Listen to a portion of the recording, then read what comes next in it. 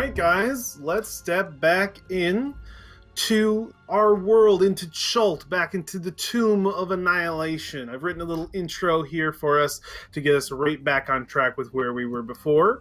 Before I start, unfortunately, yes, Kyle will not be joining us, so Alexandria will be fading into the mist. Do not talk about her. She's not here. Magic. Exist. She doesn't exist right now. If that completely disconnects you and you're like, oh no, what blah. She was sort of shady anyways. Just imagine she's just somewhere else just so you meet up with you later. I'm not gonna make any permanent in-game choices when someone's not here. We're just gonna do the fade into the background. They're here but not here kind of thing, you know? So we will not be addressing her. Alright, let us begin. We see a black screen, the beginning of our episode, think Game of Thrones style, and cut from it are golden words that go across that black screen that kind of light it up and say, when last we saw our heroes. Our camera cuts immediately to the individual party members among the mists of Baldur's Gate. Just like at the very beginning of our episode, we see a little war. disappointed you didn't animate that black screen. Oh, I'm so sorry. I didn't have the time to do that all. We see I think we go through each of the other characters again, like it's like that quick episode recap reminder where we see everybody. And I'm coming after you guys. I'm gonna ask you to re-describe your characters a little bit for me. Okay. Real brief, it doesn't matter, just give me a quick description and maybe a little whatever you want to say, and we'll cut to the next person. I'll start with Jacob. So War is a turtle. He's kind of a deep green color with some black in the shell.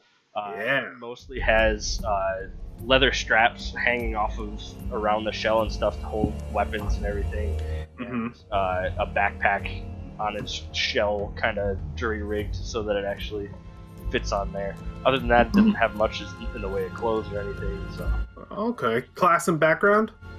He is a barbarian. I think it's not archaeologist, the other one. Anthropologist. Yeah. Anthropologist. All right, yeah, and remind us of Asteria, Alex. Asteria is the cliche grad student, but high fantasy. Has multiple books literally in belt pouches on her. All over the place. Oh, that's awesome. Class background. She is a grad student as her class? No, she's a warlock. Warlock anthropologist. All right, yeah. Okay, cool. Warlock anthropologist. All right, moving over to Ryok. Give us a quick one on Ryok. Ryok is a Akora cleric. You can't really tell her its gender because it's a bird. Birds. No. But Ryok wears clothes. They wear pants, shirt, and cowl and cloak. Kind of been industrialized by Baldur's Gate. Oh, okay. A little bit. Was Samuel Dren's pupil.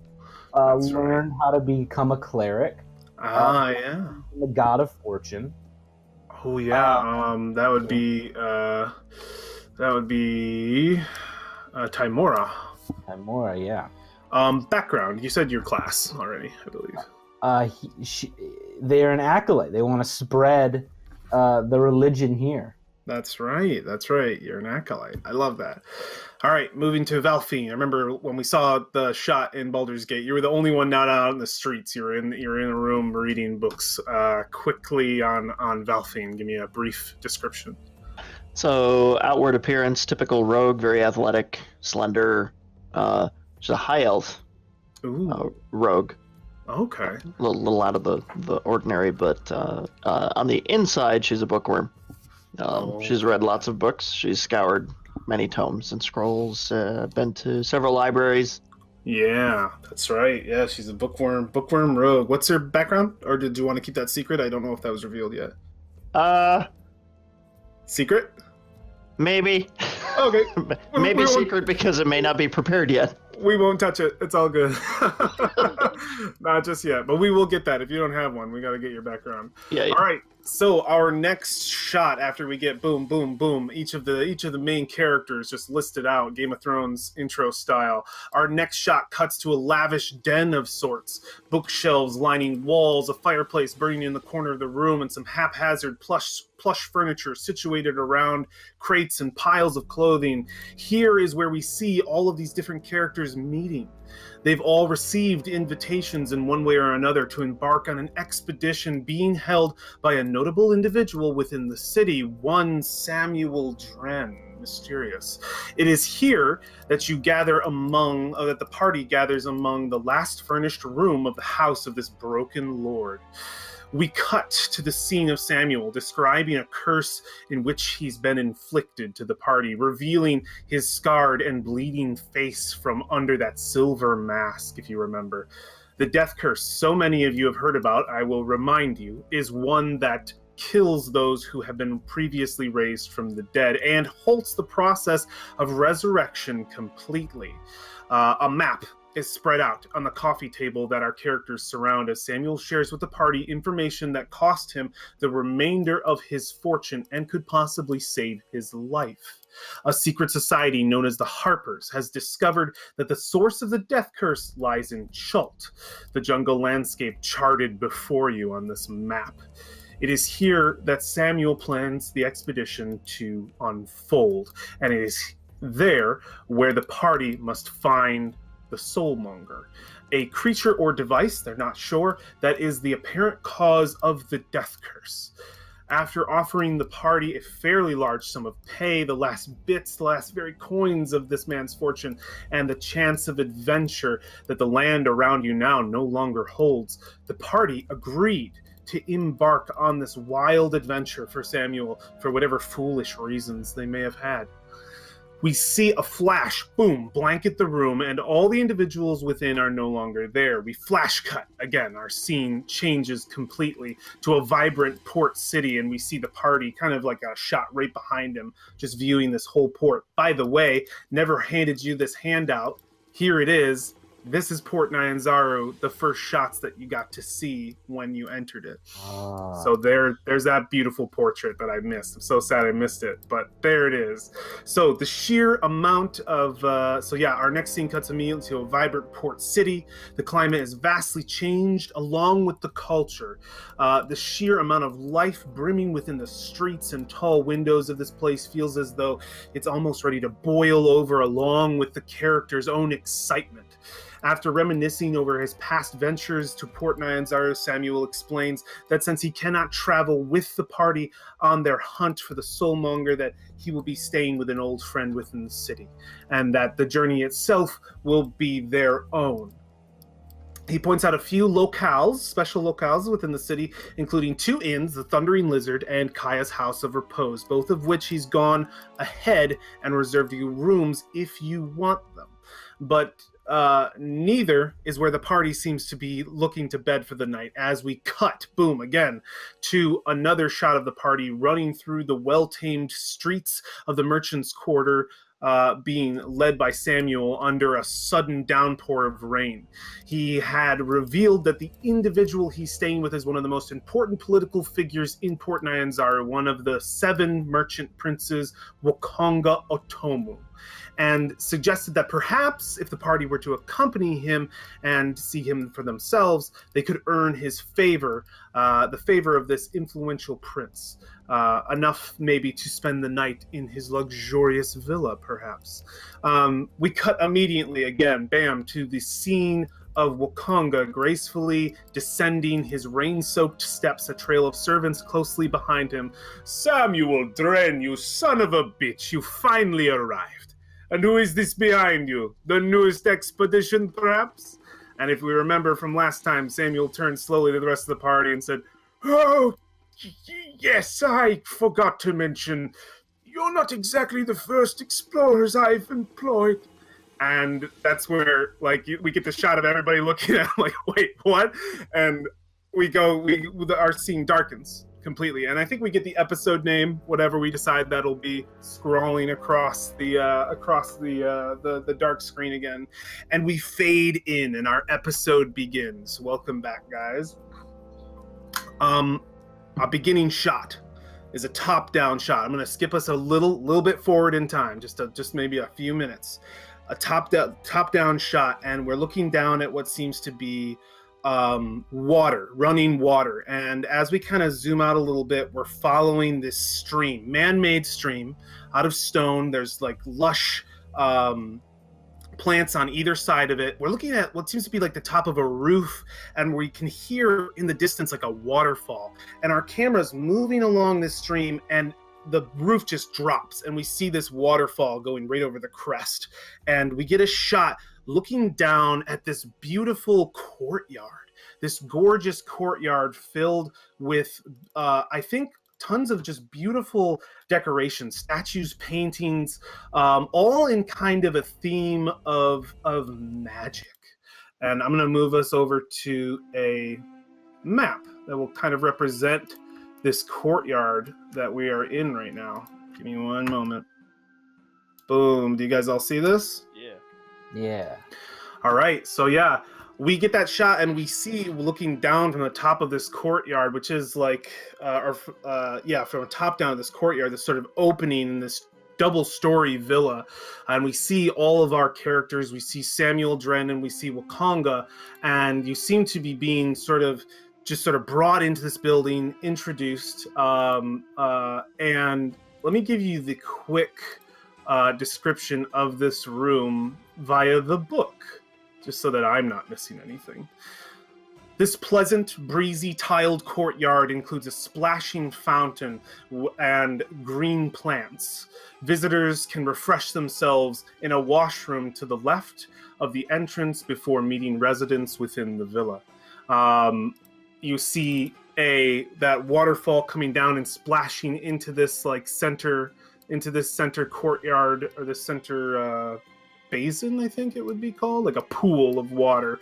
And this is just sort of a beautiful open courtyard, and you look up and there's these kind of like streamer things, like beautiful colored cloth going across the top. And there's also, you can see windows for a second story. And I think you see a few servants here and there, like peeking out the windows, like looking from the second story up within these courtyard walls, kind of down at who is visiting right now. And I think it's like that next shot we get of them like looking down at you, and we can hear the conversation happening down in the courtyard. You guys haven't had a chance yet to scold Samuel Dren. He seems very nervous, kind of like rapping his knuckles a little bit. As Wakanga kind of looks upon all of you, and he says, "I am having such a good day." He says, "My old friend Samuel Dren has arrived. He's brought guests. I am so happy to have you here today." And he goes, "I am sorry if I made things awkward before, but trust me, Samuel Dren, he's a good guy. You can count on him." And he'll look and he'll say, "So, Samuel, you will be staying with me permanently for now, right? Am I correct?" He says, "Yes, this is that trip, as I told you, my final adventure to your home."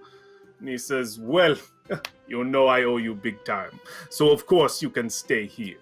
And he looks over at the rest of you and he says, "And as for your friends," and he kind of looks you up and down, he's like, "Let me get a chance to meet them first, of course." And I think he'll go before all of you and just kind of say, "Proper introductions are in order.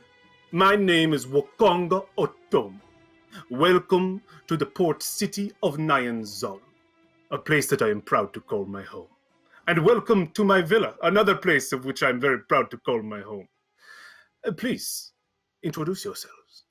And I think, who introduces themselves first to Wakanga? War would. Oh, okay. All right, War steps forward first.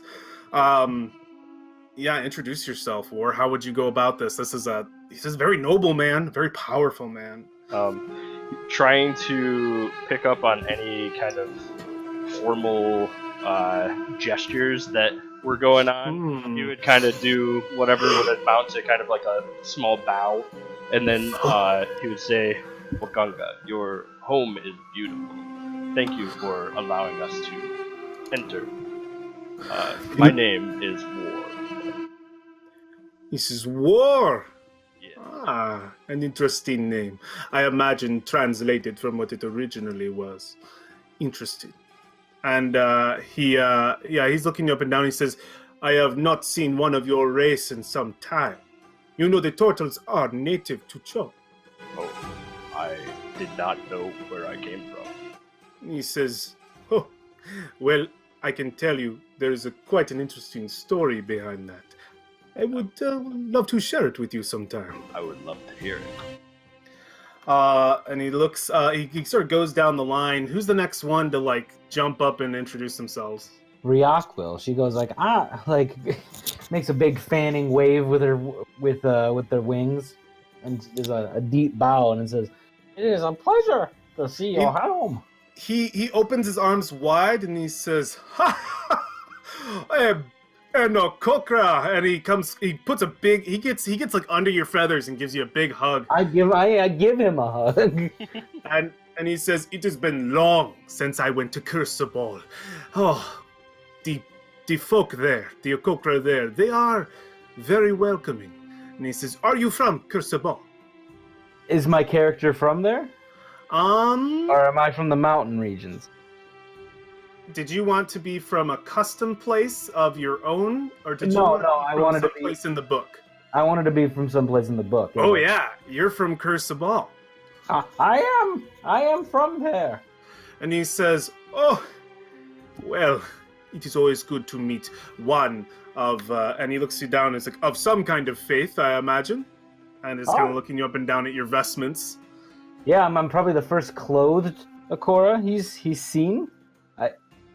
Fully clothed, fully robed. Probably, yeah. No, I'm around there, and I think he'll look at you and just be like, "So I never heard of the Akokra worshiping any type of god. You know what? We will talk about it later. We will have plenty of time to discuss your origins, my friend."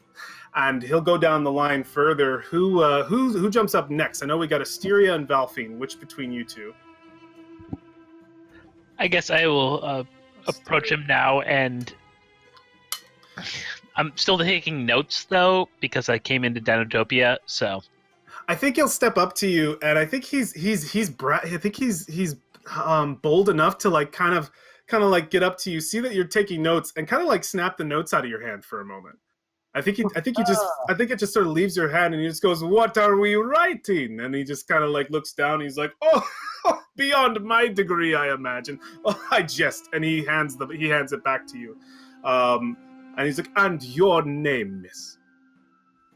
"Oh, I am Asteria," and she's still writing in her notebook something about how the locals are kind of rude. Yeah, he just ripped it out of your hand for a moment, looked down, and kind of threw it back at you.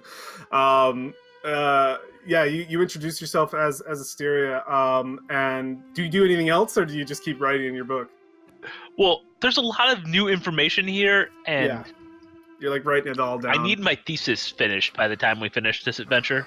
I think since you're writing about like what's around you right now, the decor in this room is all very magic themed. You imagine like potions, scrolls, all kinds of like arcane, like every painting, every sculpture, every like carving in stone has something to do with a theme of mystics, of magic.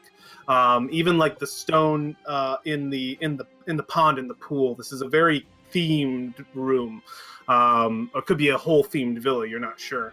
He goes down the line to the last individual, and he looks upon you, Valfine, and he says, "And who else do I have the pleasure of knowing this evening?"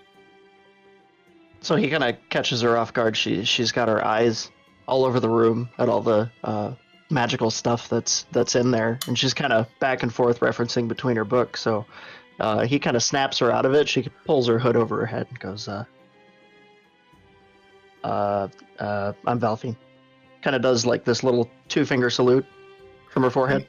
Yeah, he says, through the hood, and looks back down at the book. He says, "I have heard of the beauty of the elves, but I had to see it for myself to believe it. It would seem that, you know what? No, you're good." And he just says, he looked like he was about to say something and decided to kind of retract it for a moment. He says, "It is an honor to meet you.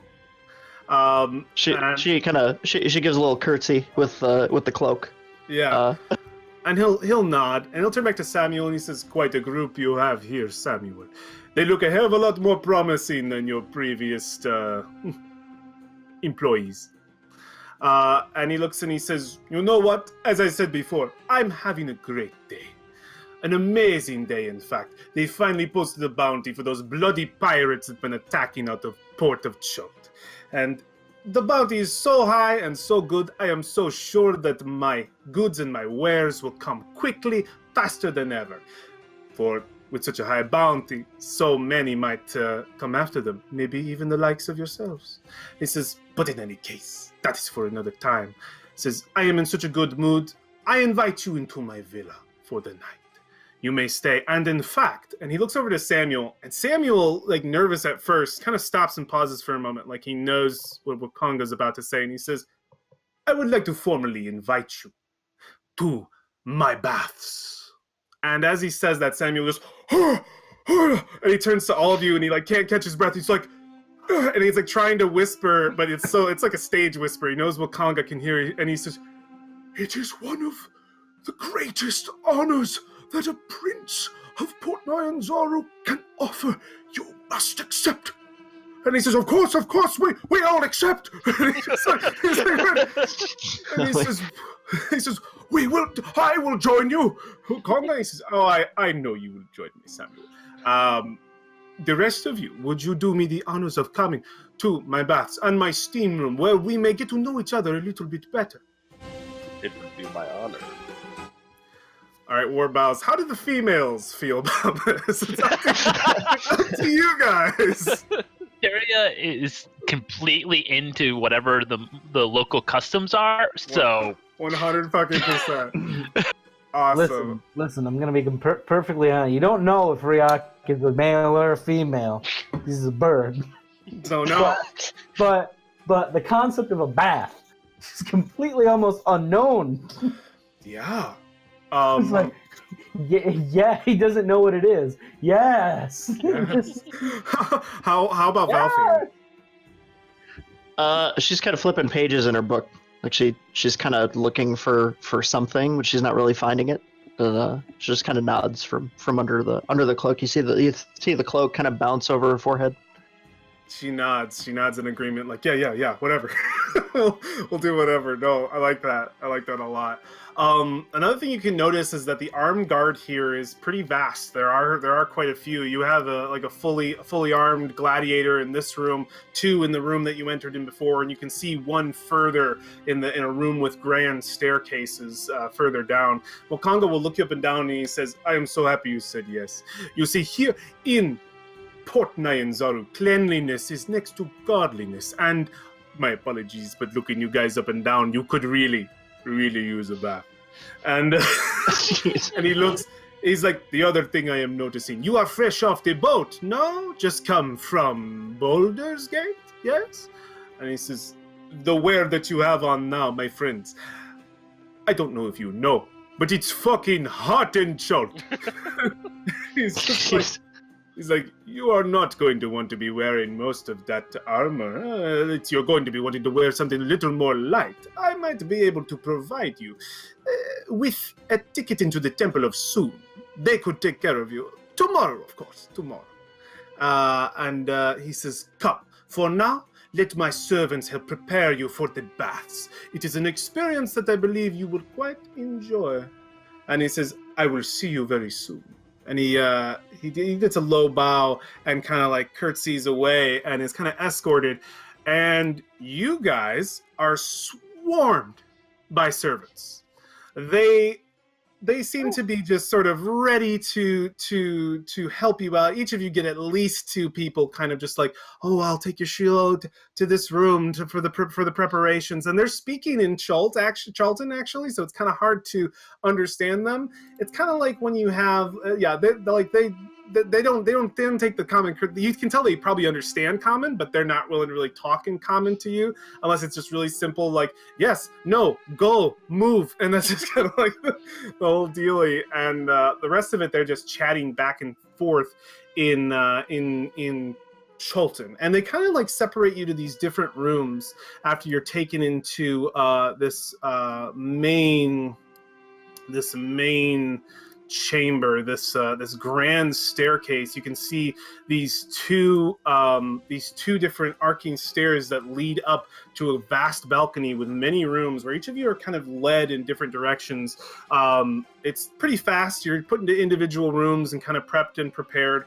They do ask you to sort of take everything off in a certain area. At some point you have like a privacy room where it's like, take everything off, get rid of your clothes, and you would have to kind of like put all your stuff away. Is there anything you guys take with you to the baths? Is there anything you try to keep on you other than the towel that you're given?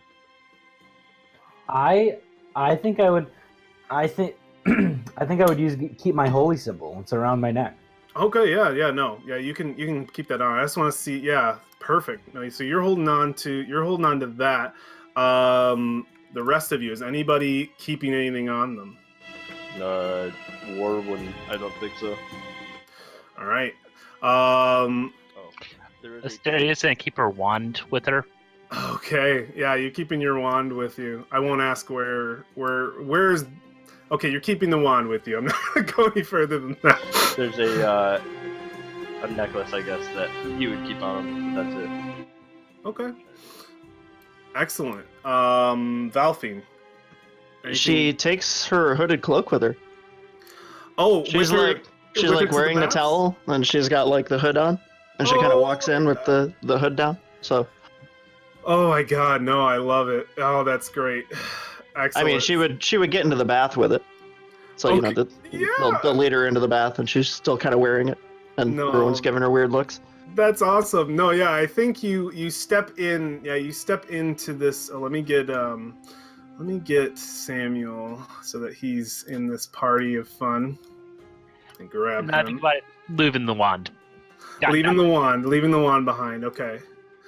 All right. Yeah, you guys enter and are escorted by these servants to a chamber on the eastern side of the complex. And I would say probably more northern side of the complex.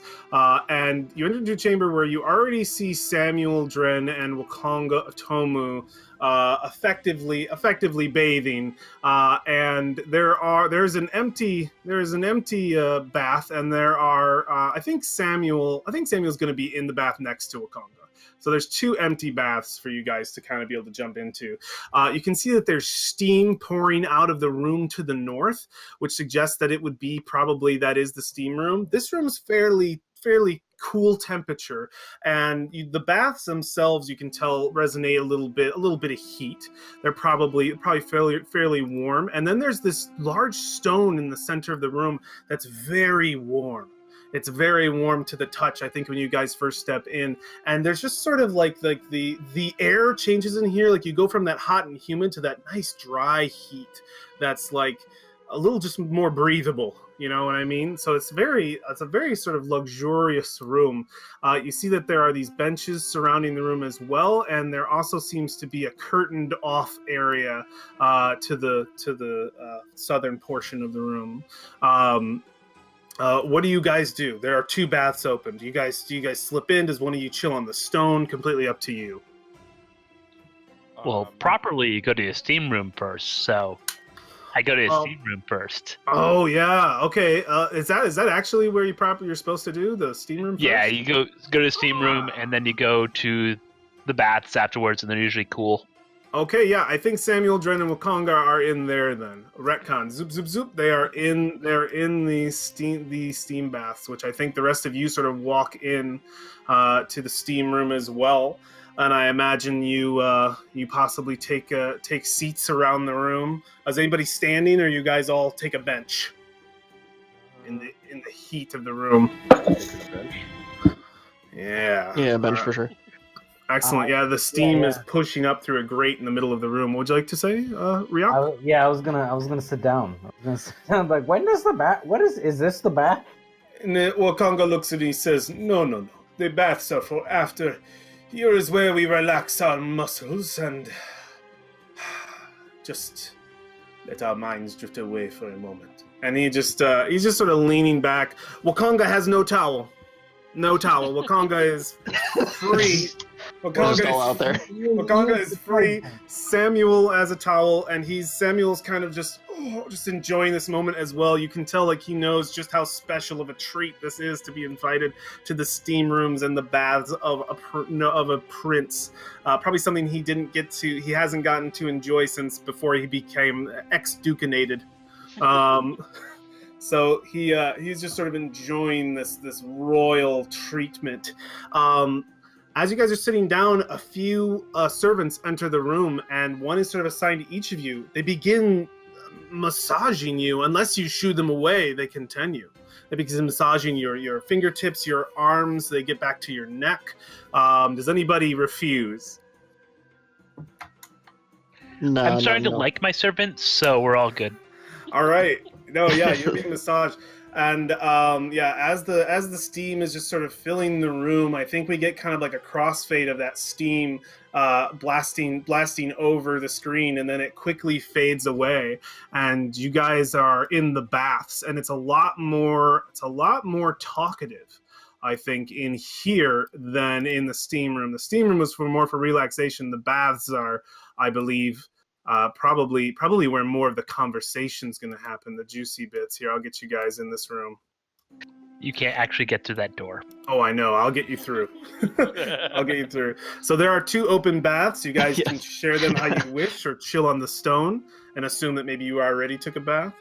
I think he'll point out, if anybody wants to bathe privately, that there is a private room in the southern portion of the chamber behind a screen. Weenie Hut Juniors. Weenie Hut Juniors. And, you know, you say that, but Valfine's gonna kind of inch that way. She's gonna go toward the curtain. I think. Yeah, like thinking about going toward the curtain. Yeah. War is also 0 towel, but he's a turtle, so it doesn't really matter all that. So much. he's all good. It's all good. That's how he usually is. When War gets in the water, is it like kind of overflow a little bit? He's a big guy, right? Yeah. Imagine. Yeah.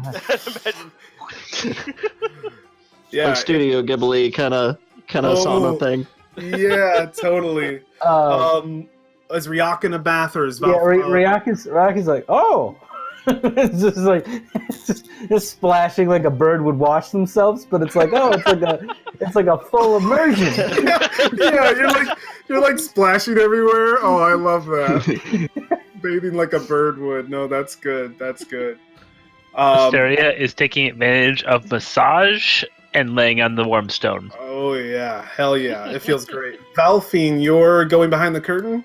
Yeah, so she kind of ducks into the bath behind the curtain. She gets under the water, like up to her shoulders, and pulls the hood down, and like her face kind of goes half under the water. You can see bubbles come out from under the front of the hood. So okay, you can put your token down there, if you want. Wakanga and Samuel are having a conversation of the old days that starts to die down, and then Wakanga looks and he says, "So, what do you have these fine ladies and this good turtle man here doing out in Port Nyanzaru today?" "Oh, well, I imagine for quite a while.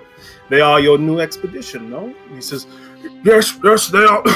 They are here for the same reason as the others." He says, "Oh, that." And he says, "You are still fixated on Chult, aren't you? You think your death curse is here?" And he just says, "Yes, I know it to be true." And he just says, "Oh, the many priests of this place would say that you are crazy.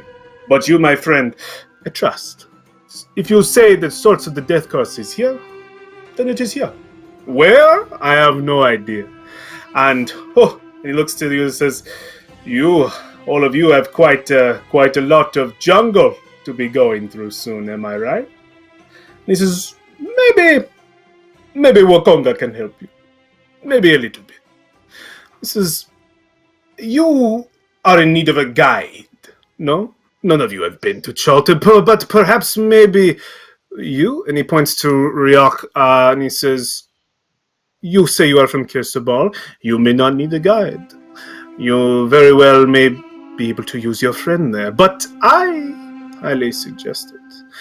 if you are from Kirsabal, my dear Riok, was it? Yes. Your knowledge of the land is still limited. If I know that monastery well, you do not travel far. Am I right?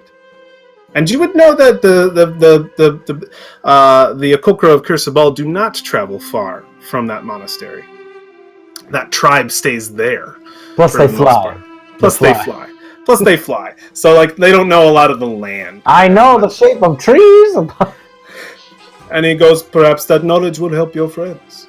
He says, but a guide, I can tell you, if you plan on going on foot, because unfortunately not all your friends, and he looks right at you, War, have wings. and he goes, I can get you a meeting with another influential prince, but let me assure you, Jabal is not nearly as nice as I am, but he is the merchant prince of guides, and he could easily get you in contact with the many guides sanctioned in the city. They're all excellent, I assure you. He is very good at picking them. And he says, that's probably what you're going to want first and foremost. Most expeditions that go out into the jungle without a proper guide, they don't come back. And he looks and he says, most of you are unfamiliar with the ways of the jungle. I myself find that the jungle is not for me. I do not know all of the dangers that you will face. I've simply heard rumor, story. But I imagine that if you get a proper guide and you pay them well, you will find out much more of what you need before you leave Port Nyanzaru. A fool is the one who steps out the door the first time they get here. Let me tell you that. And that sounds extremely useful. He says, yes, I will get you a meeting with Jabal tomorrow. I think that will be best for you. You will want to make sure that when you take off, that you have many supplies. That kind of traveling, the jungle is not forgiving. And he looks to you guys, all of you guys, and he says, I'm afraid I don't think I can help you much out besides that.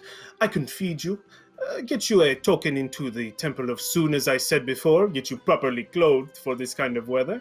And beyond that, I don't think there's much more. Oh, wait. There is one thing you could help me with.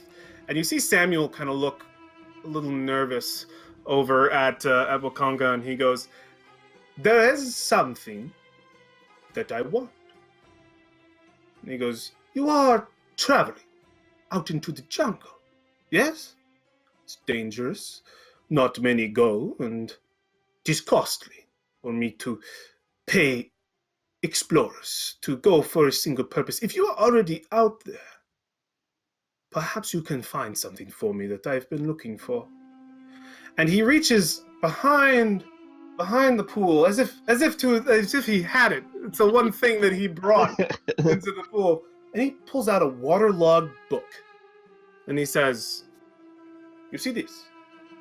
This is a journal that was purchased from a Kalimshite merchant making his way out of Port Nyanzaru and rushing his way back to whatever home in the north that he found. I bought it off him to give him the last bit of gold that he needed to get his trip away. I found this book to be very interesting. You see, it is a journal of a wizard.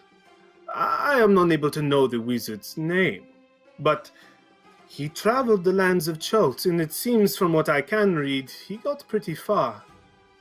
But most of the book is damaged. Unfortunately, I was unable to discern most of the locations that he visited. Could have been worth something more, but the last entry was the least damaged page. How about that? The final entry that I am able to read speaks of the wizard's single companion. A construct. Are any of you familiar with what that is? I don't think War would be. Asteria definitely is. I'm sure there's constructs in Candlekeep. Oh yeah, Asteria would know. Do you say Valfine would know? Yeah, probably. She's probably seen it in a book. Probably. Like a golem. Riak has 8 intelligence. No. He says, a magical creature. Something that you would imagine that would, like a statue, that would not move. But given the magical properties, it does move. It does more than that. It can fight for you. It can do many things, honestly. It is a marvel of magical ability. It is something that I want very, very badly. The last entry speaks of a location that is well detailed. The location that I imagine can't be far from where this wizard died. He left the construct, standing in the middle of the jungle. I am willing to bet that it has not moved. It says, the construct is controlled by an amulet, and it looks like this. And he rips the page right out the book, and shows you an illustration. I wince a little there. Yeah. It shows you an illustration of Velfian gasps from behind the curtain. She hears the book tear open. Yeah, you can hear the whole conversation. But yeah, you gasp, and I think you can see sort of the shadows from the room. So the way this room is lit, continual light spells, just sort of orbs of light, magical light, that are keeping this entire thing lit, this entire complex lit up very well, by the way. Yeah, you hear the rip, and he shows you the page very slowly as he leans over the edge of the tub, and the stone tub, and he says, "This is an illustration of the control amulet that the wizard held."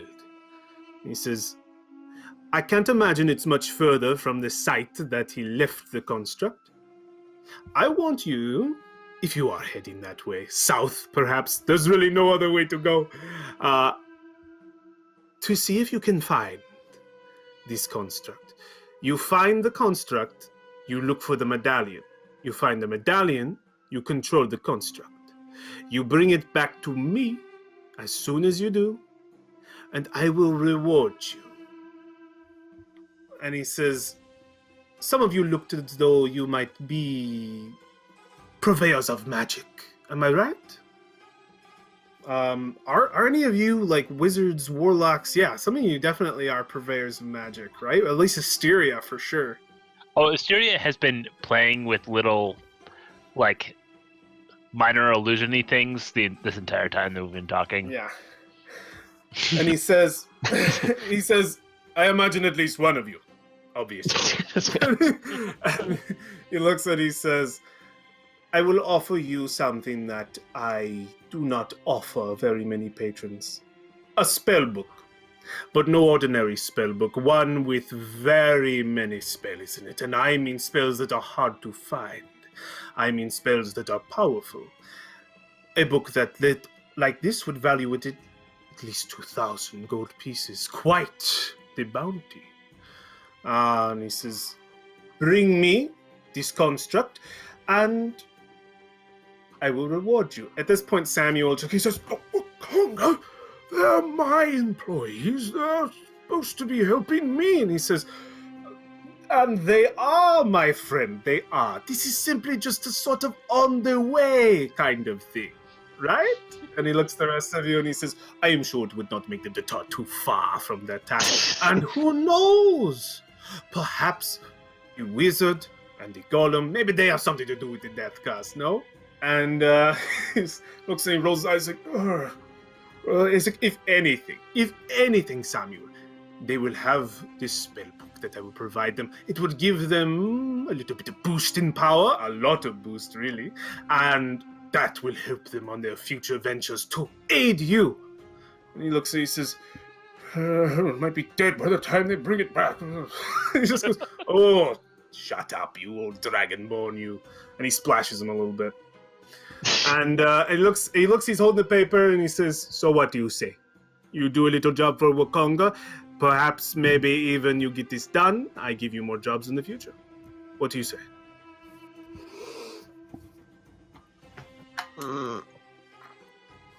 It doesn't seem out of the way.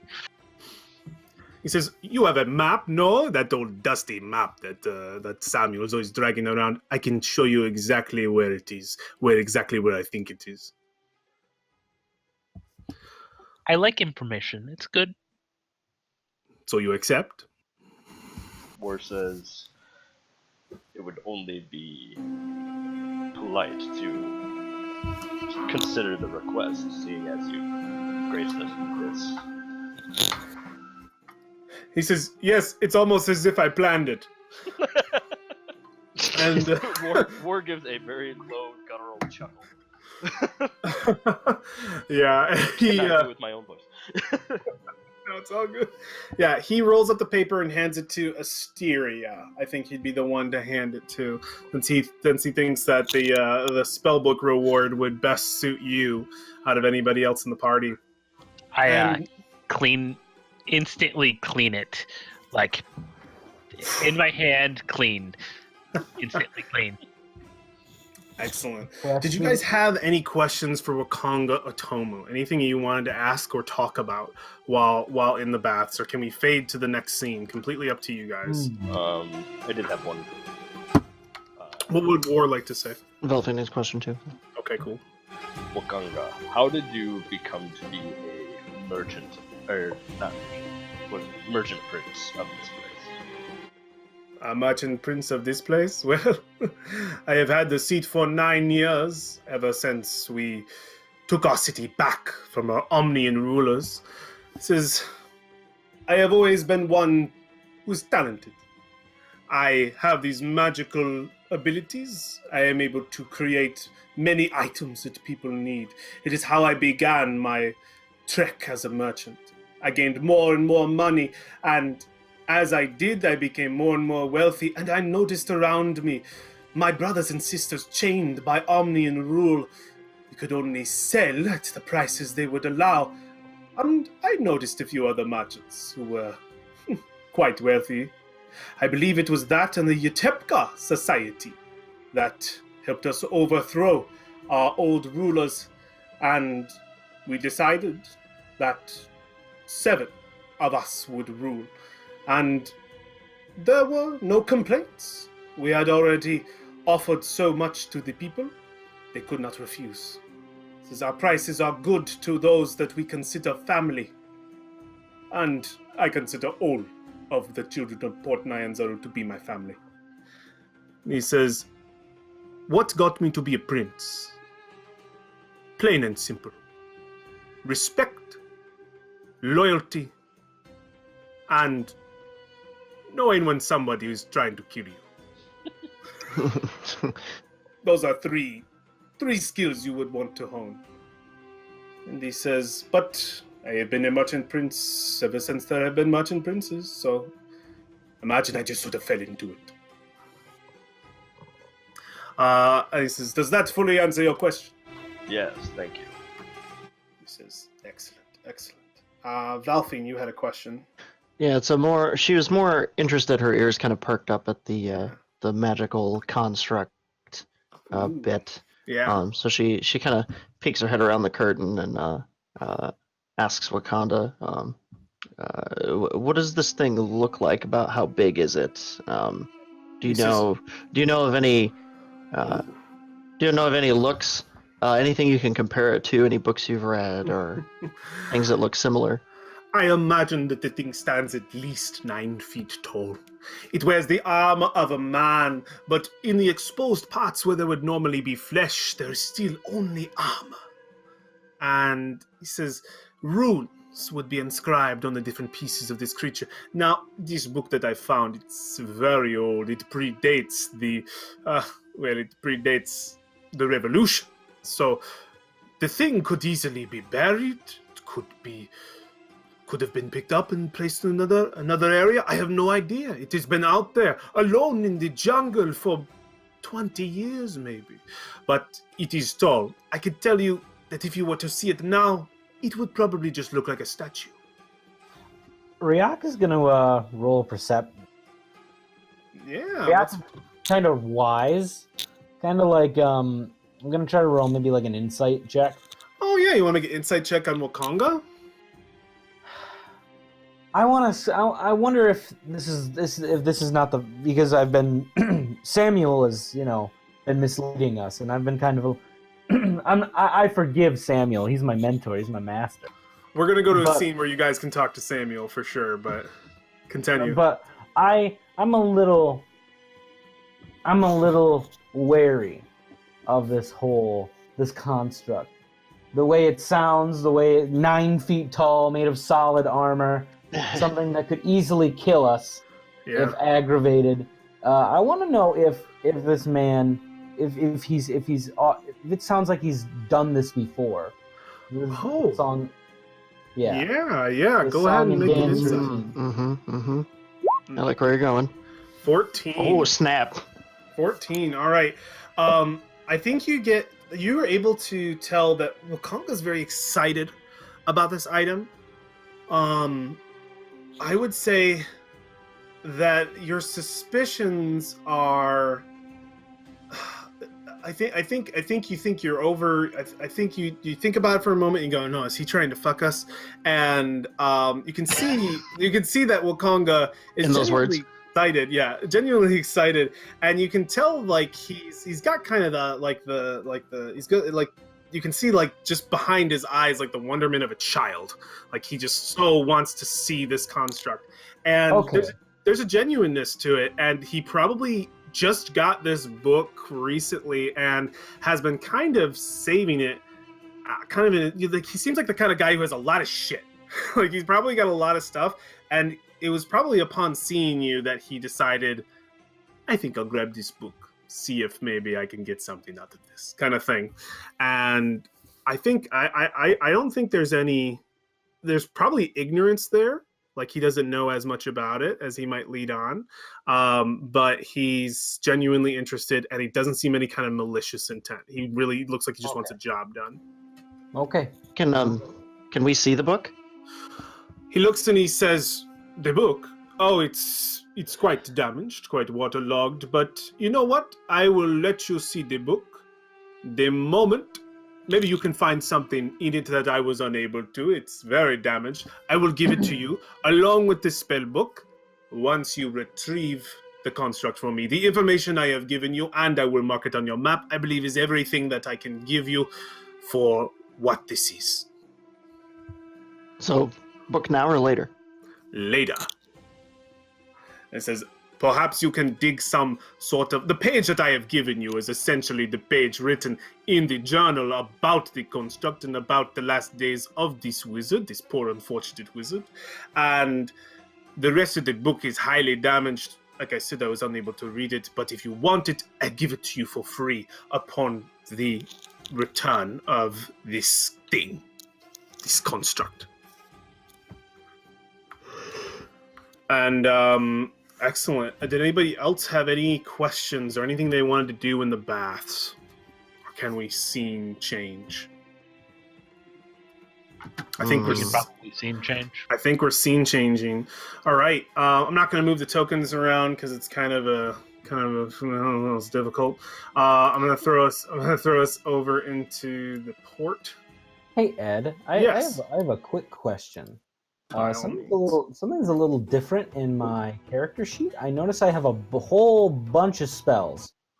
Yep, those are all the spells. If they're level 1, those are all the cleric spells. Oh, so I just know them? You know all divine spells, yep. Oh, well, thank you. That you should know all divine spells. I'll turn this back on. Do clerics do prepared spells? They prepare, yeah. Okay, so you have to prepare a certain number of them.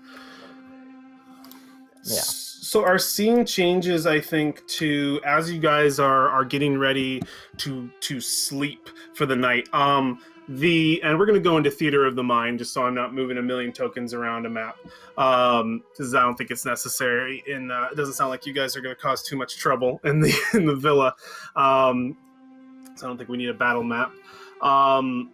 You guys are preparing. You have a servant that's kind of been following you around, kind of tending to you. The rooms that you are provided are very lavish, very gorgeous rooms. Beds stuffed to the brim with pillows.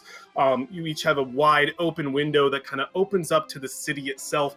And you get a little bit of a look, and our camera does as well, of just the night city, the way just sort of the different lights light up across Port Nyanzaru, and just how dark the jungle is beyond that. And you can just sort of hear the city still, like breathing in, inhaling, exhaling. You can just sort of still hear that it's alive. People are still active in the city, though not nearly as much as during the day. You can see below you, down below, because you're on the second level right now, so you get a good vantage point out beyond the walls of this villa, the fortified walls of the villa, and you can see below you. Can you guys see my arrow that I'm pointing here? You see the Grand Souk, the great market of Port Nyanzaru, still active, still brimming with people. You can hear down below the different transactions that are happening, the people going in and out, getting their last-minute shopping done for the day. You can get all the smells, the whiffs of that tent coming up, that massive tent coming up to your window. And we get this sort of beautiful scene of the city itself. I think, you guys can get a moment to speak with Samuel Dren, who's probably been trying to avoid you a little bit, but now that he has a room that's adjacent to your guys' room, so the way you're kind of set up is there's like a common room, and then all of your rooms kind of are just your personal rooms are adjacent to it. And I think he's like stepped in the common room for the first time after being escorted, thinking he was getting his own room, and sees all of you and like in the common room of your individual rooms. And he goes, "Oh, hello! Oh, yes, I'm glad they roomed me with all of you. Hello, my dear friends." He just says, "I imagine this one over here is mine," and he starts sort of waddling his way over. What do you guys do?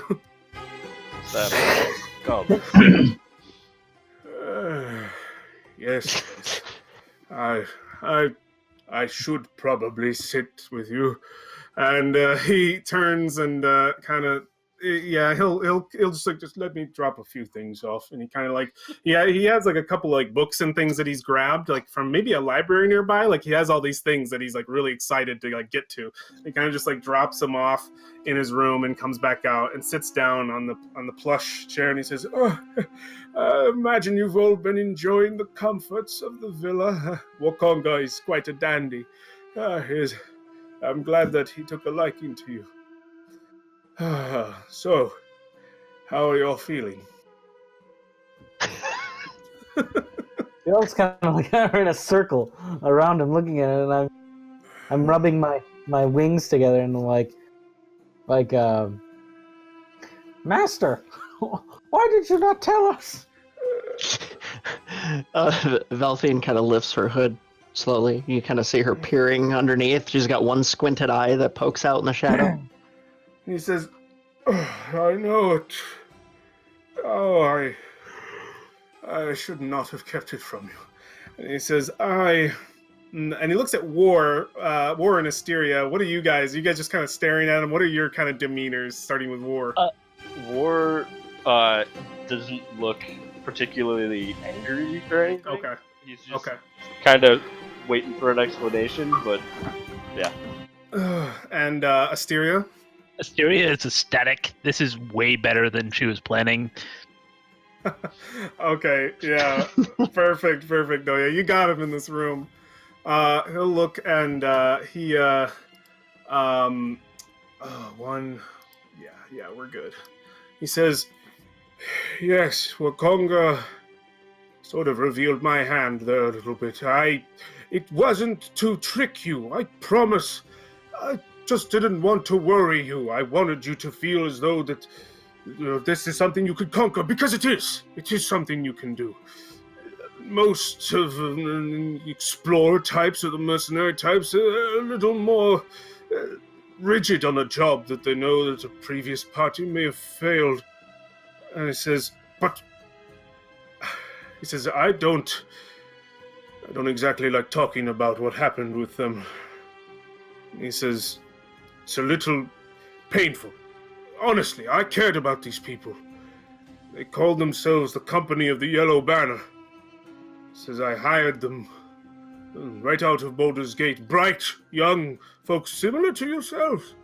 Says, all the promise of any good adventuring party in their eyes, and they were all very, very good folk. He says, I sent them here to Port Nyanzaru. I did not accompany them, it's like I accompanied you.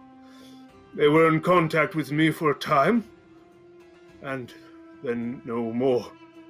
And he says, I paid for a runner to go out into the jungles, and very talented individual, works in the shadows. Unfortunately, I had to deal with the Zentarum to get a hold of this individual.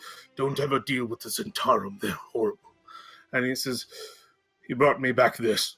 And he puts just a single piece of cloth on the table, a yellow cloth with a symbol on it that looks to be a sword emblazoned on a shield, and it's yellow and it's blood splattered on it. And he says, a bad omen.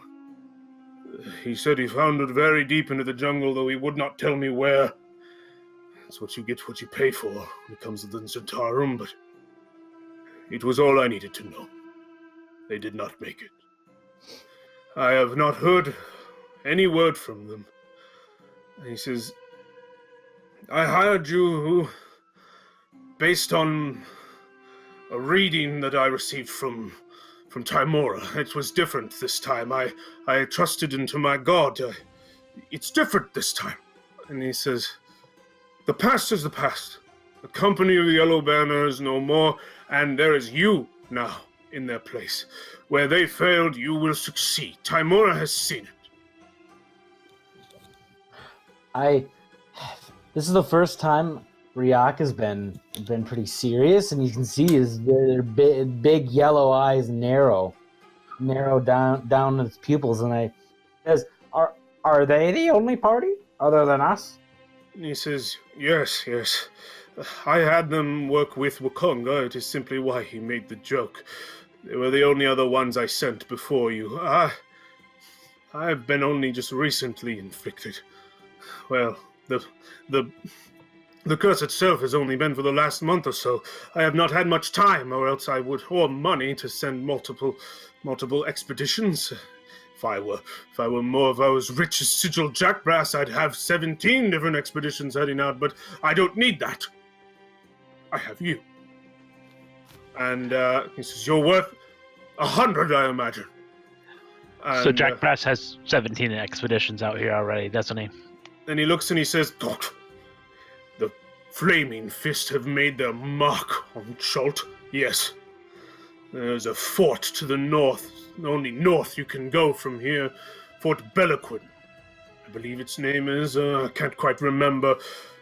Sigil Jackbrass is in Chult. Don't let you, his influence at least. Don't think that you've left the Flaming Fist behind. I hope you weren't running from them." I said, "But they're not here. They're not in Port Nyanzaru. No, they didn't last long with the merchant princes, but the Flaming Fist are here in Chult, yes. Digging its resources, I imagine, stealing whatever they can, and it's the way of Sigil Jackbrass." Did the company of the Yellow Banner find anything interesting that we should know? He says, "I simply sent them off on the way without much instruction. They seemed highly skilled. I didn't think I needed to.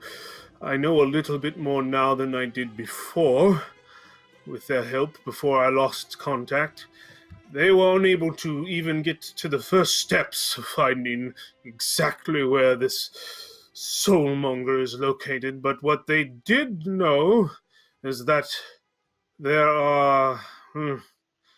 I know that they made their way down the river Soshinstar.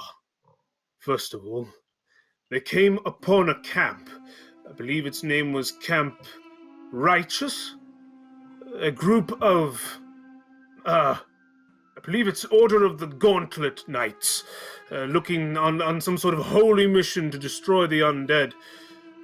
The camp was attacked. They survived, and they were able to help them rebuild a new camp, but it was shortly after that I lost contact with them. Far to the south. Says, after that, I sparse things, here and there. Not much detail. Sending stones aren't very powerful." And And he says, that's the most of their journey, only the mere beginnings before their death, well, I imagine. If some of them are alive, if you were to find them, you have to save them if you see them. If you do, have some kind of mercy on them. And he says, I do not know how far they got, but if you come into contact with them, I highly suggest befriending them. They're skilled, if they are alive. And he says, I do hope that you will still work for me. This is not a betrayal that will break our bonds of fellowship. He's kind of looking around for confirmation as to whether that is the case. War's looking at you, everybody else. I just say, I am just disappointed. Yeah. It's like a sad bird. Okay, yeah, that looks like it hurts a little bit for Samuel. Asteria and Valfine. Asteria is still quite ecstatic because none of the rest of the people in grad school are going to have a thesis anywhere near as good as her. It's just so funny. It just keeps getting better. It's better. What about Valfine? How's Valfine feel?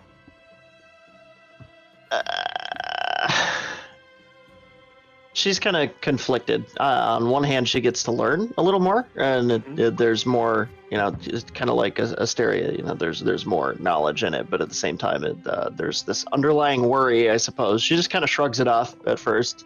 Okay. But internally, she kind of mulls over it. He says, we're going to do it differently, though. He says, the first thing on your mission, I don't want you to just go looking for the soulmonger, first of all. I want you to see if you can just discover a location. It matters if you just find it from a random passerby or some ruins or something, anything. If you are able to find a location, do not go directly to it.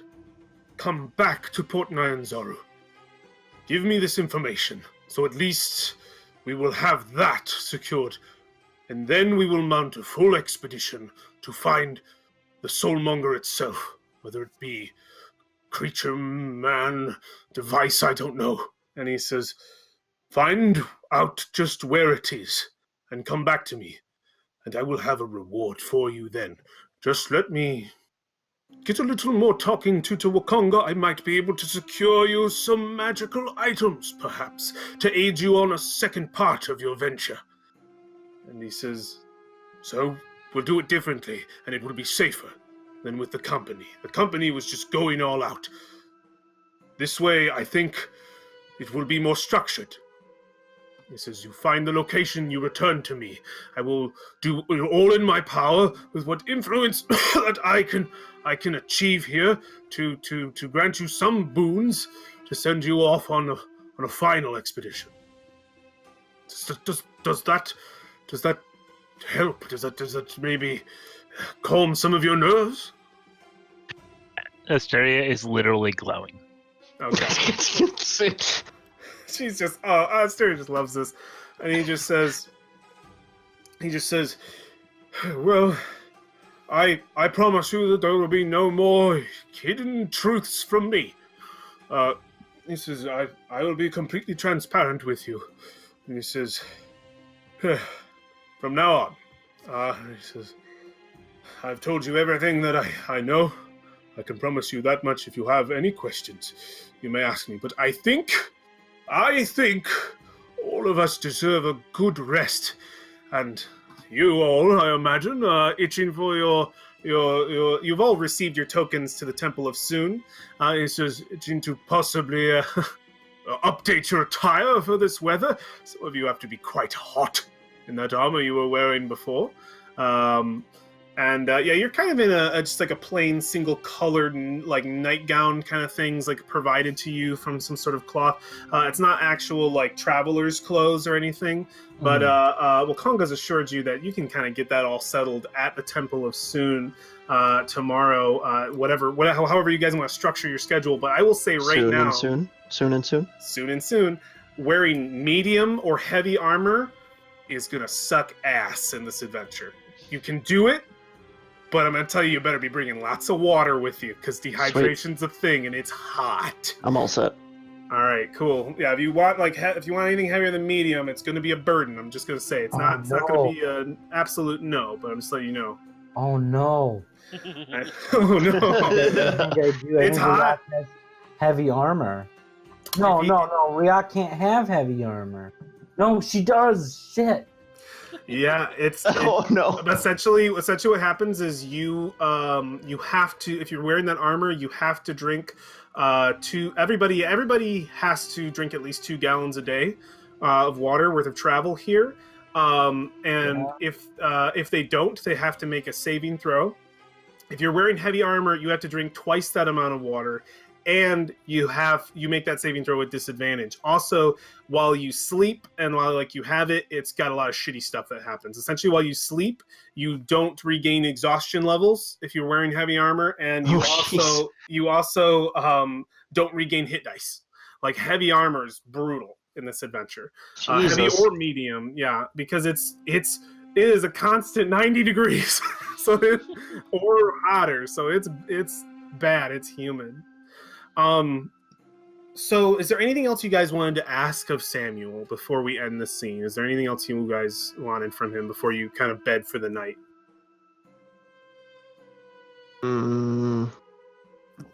I don't think Velphine has anything. All right. As you guys sleep, I would like everyone to make just a Constitution saving throw. Nothing bad. I just want to see if you actually make a perception check. Everybody, just make a perception check.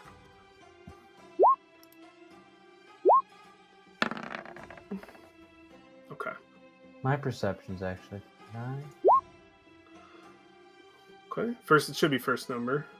And I need 1. Oh wait, I got 3 people. I'm just missing Velphine. Yeah, just Velphine. Where's the macro for it again?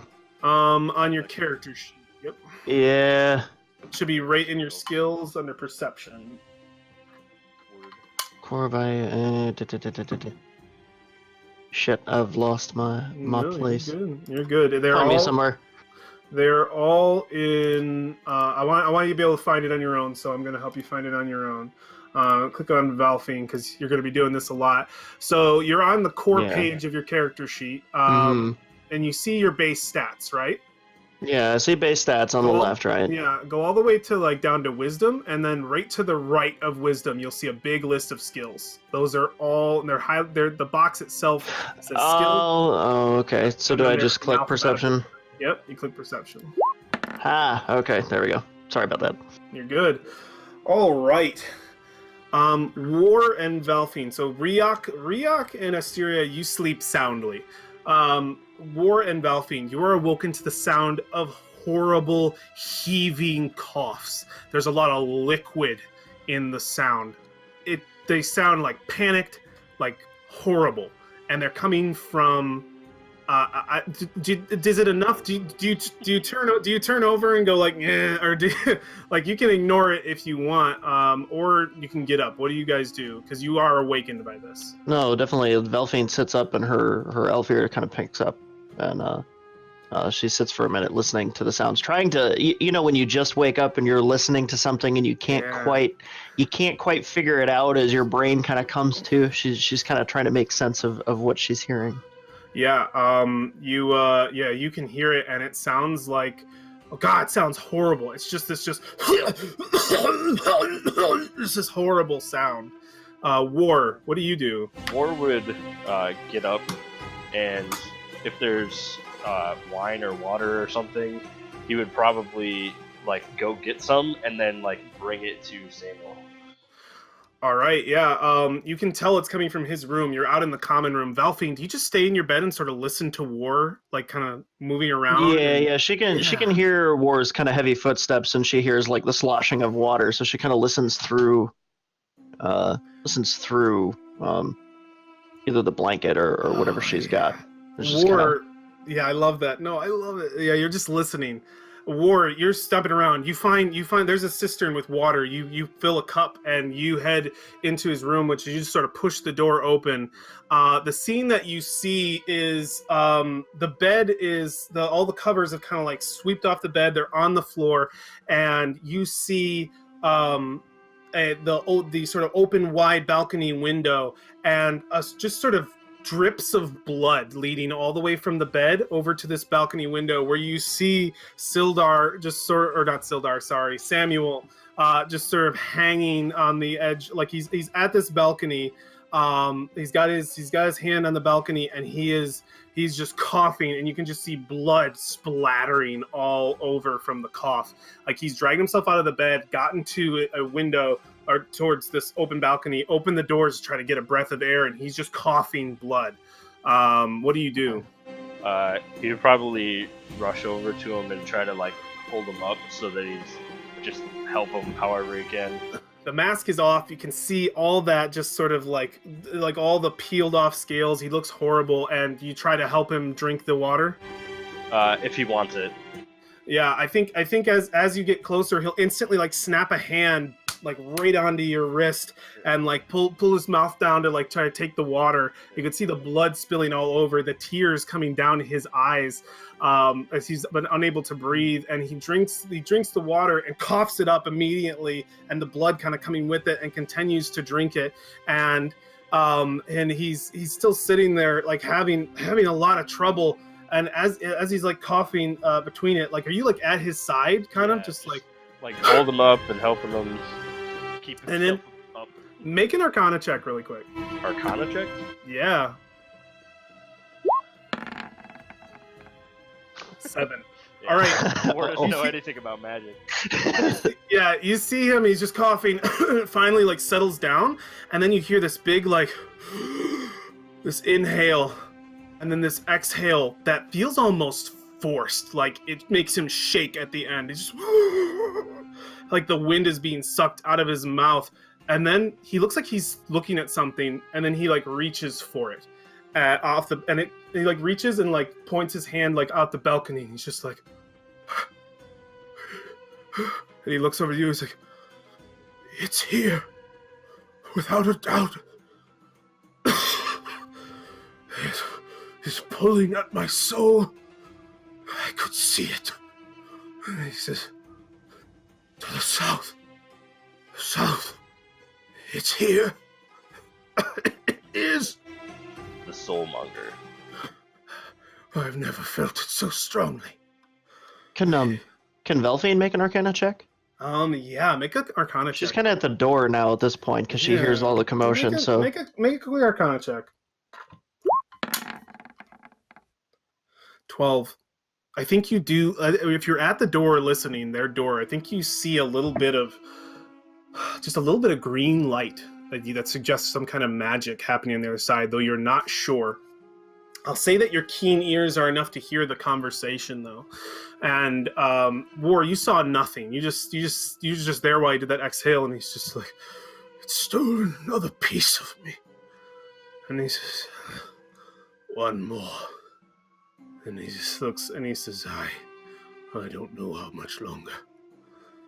And he kind of like offers a hand like for you to help him pick you, like help me up kind of thing. Yep. And you help him up, and he just says, don't let anyone tell you otherwise. The source of this curse is in Chult. Somewhere to the south. I do not know. And he looks and he says, thank you, War.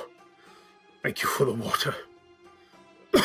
But I think I'll be okay. The time has passed. It's taken from me what it will for today. And he leans on you over to his bed, kind of wanting to get back to it. And he says, well, Conga will take care of me. You do not worry about me. How often does this happen? First it was smaller, weaker, stealing a piece of me every other night. I just find myself hard to breathe, and as if something was just being sucked from my lungs. It was small at first, and then as the days went by, the blood began to come, like wounds being ripped into my throat. He says, it's horrible. Horrible. He says, I've never felt it so strongly as I have here, nor have I literally seen the piece of my soul. taken from me, as I just did there. And he says, this thing is evil, altogether and in every way. You must find it. You must destroy it. It is not only me who will suffer this fate, but all of us. And he swallows. What do you say? We will do what we can.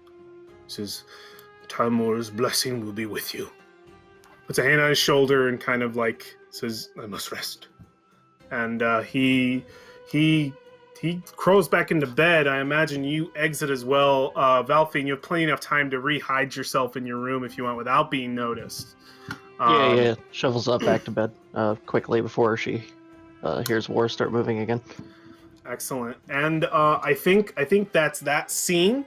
And we are going to open up on the next day. You have been the sun crests its way over the edge of the horizon, hits the city, and as it hits the city, it's almost like a snap, just like an alarm clock, and the city is already beginning to bustle. It's probably midday, maybe a little earlier if you wanted, as you guys are exiting the palace itself, and Wakonga's kind of like he's right next to you. There are many. You're kind of walking through his gardens to exit out the front door, and he's just sort of talking to all of you while you're surrounded by his many servants. You have been fed for the day. You have eaten well.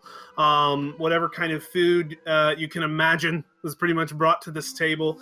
You had a beautiful breakfast.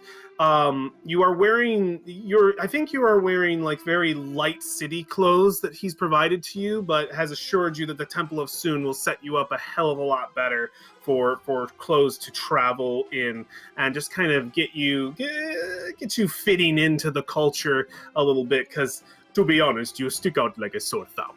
And he will say, it's like, I have provided. Well, I have made sure that you will get a meeting with my fellow Prince Jabal on being able to find a guide for your travels. Hopefully today.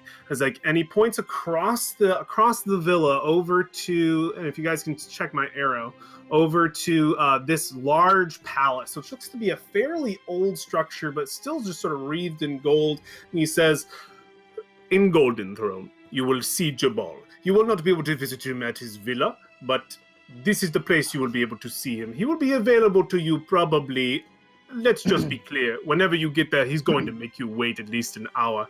It's kind of a power trip kind of thing, but he will see you. You should meet him at the Golden Throne before sunset. He will be there most of the day, and you can hopefully get a guide through him. And he says, you'll all have your tokens to the Temple of Soon. Get yourselves looking a little bit better, a little bit more for the weather.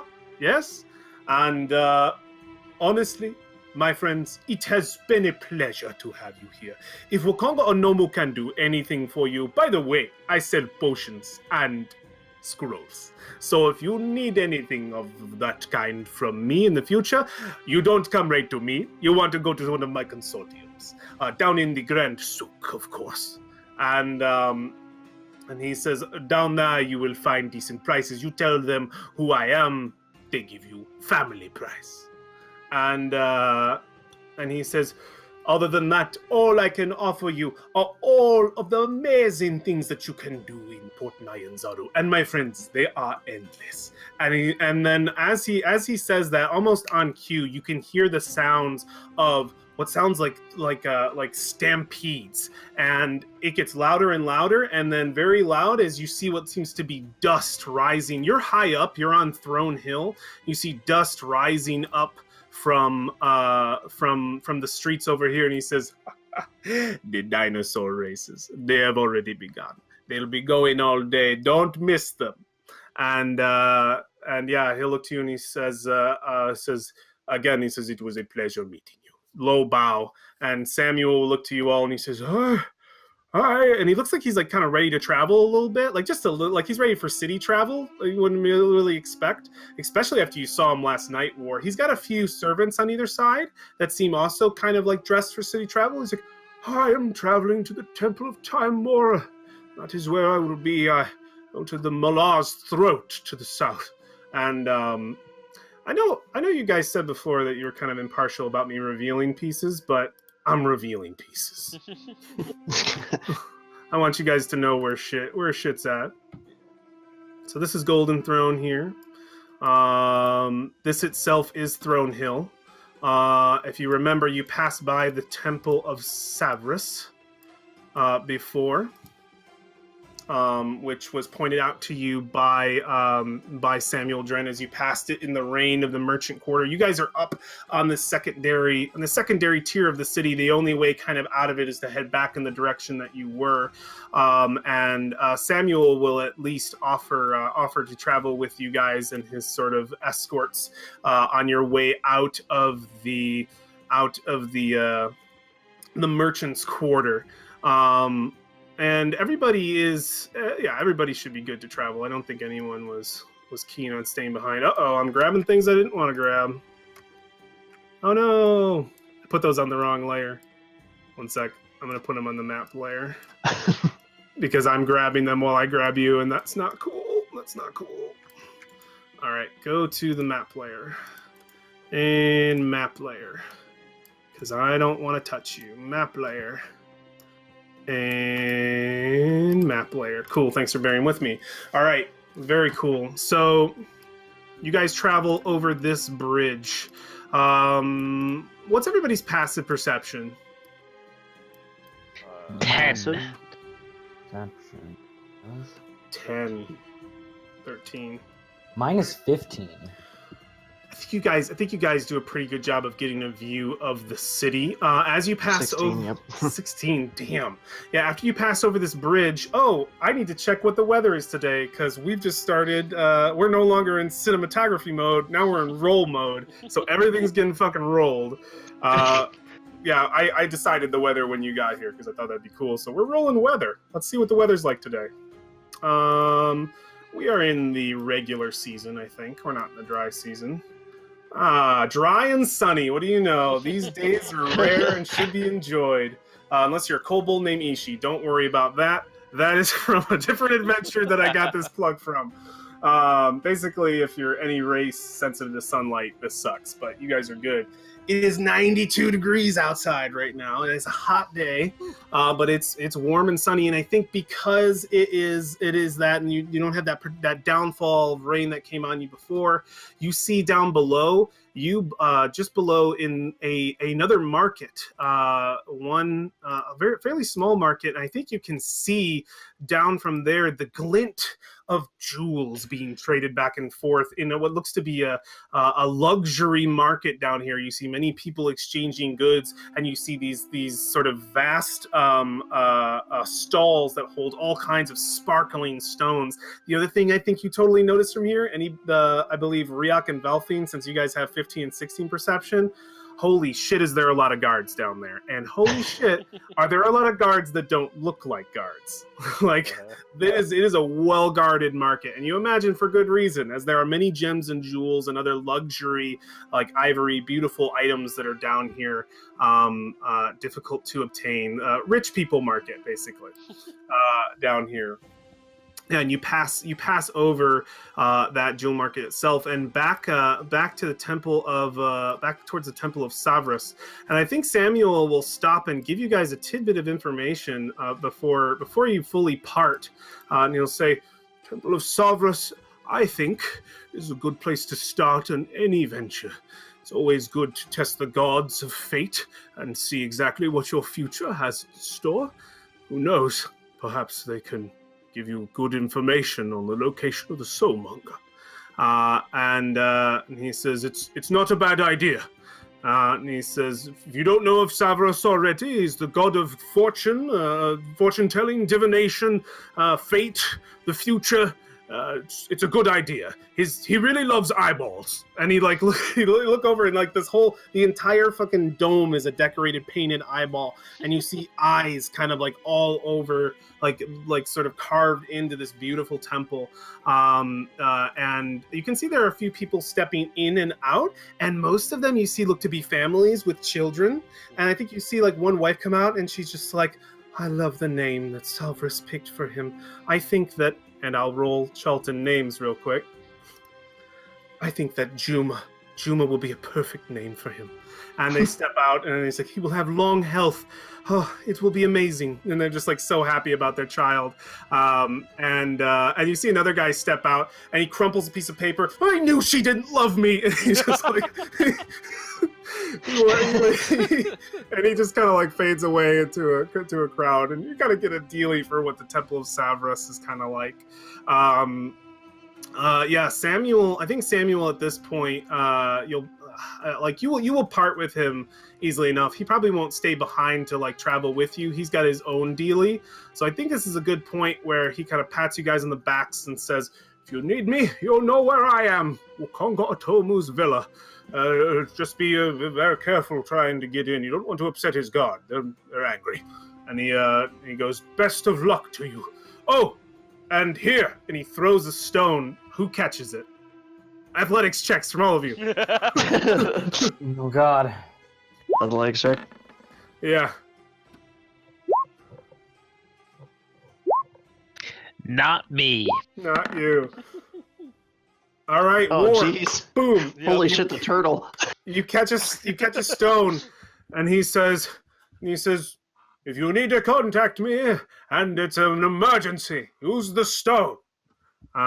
And he'll disappear into crowds.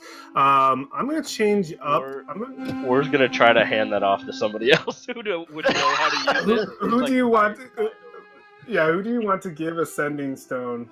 Can we just stop a second? And the turtle, the slowest of all of us, caught the damn thing fastest? It's like that GIF, the one where the turtle just like takes off like 30 miles an hour. Oh yeah. Suddenly. Yeah. Oh my god. Oh man. That's great. So All right. who you tossing it to? Yeah, who's it go to? Probably Asteria. If she got the book yesterday because she was magical or whatever, right? Yeah. Okay, Asteria, you take the stone. If you toss it to me, I totally drop it in the process of trying to catch it. She picks it up. One of the 5, yeah. out of the dust. So, here you are, guys. You're free. You're unhooked. The adventure, it belongs to you. It's yours. I'm no longer pushing you through any more scenes. At least not right now. The city is open to you. Though I would like to help you out a little bit. Just a little bit, just to give you guys some good suggestions, because the book does give me a good list of everything, just good ideas for what you can do. What we have on our list right now, there's the Temple of Savros. Yep. that Samuel suggests, hey, you might as well get your fortune told. Yep. There's the Temple of Sun, which I'll highlight now. It's probably the furthest north. It's on this rock to the north. It's on its own kind of like miniature island all the way up here. And where we were going to get clothing. That's where you were going to get clothing and get a little more dressed and primed up to fit the culture a little bit more. And those are the 2 things on your list there. I believe you guys have rooms at 2 places, which I'm also going to reveal on the map. There's going to be plenty of reveals here.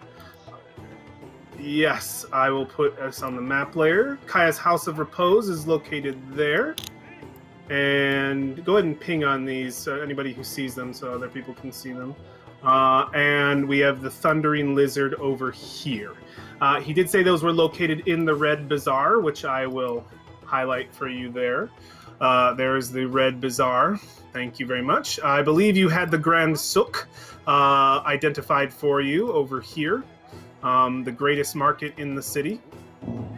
Very good, thank you. You guys were at the Royal Docks previously. You passed by this place, but never had it introduced to you, so I won't reveal it yet.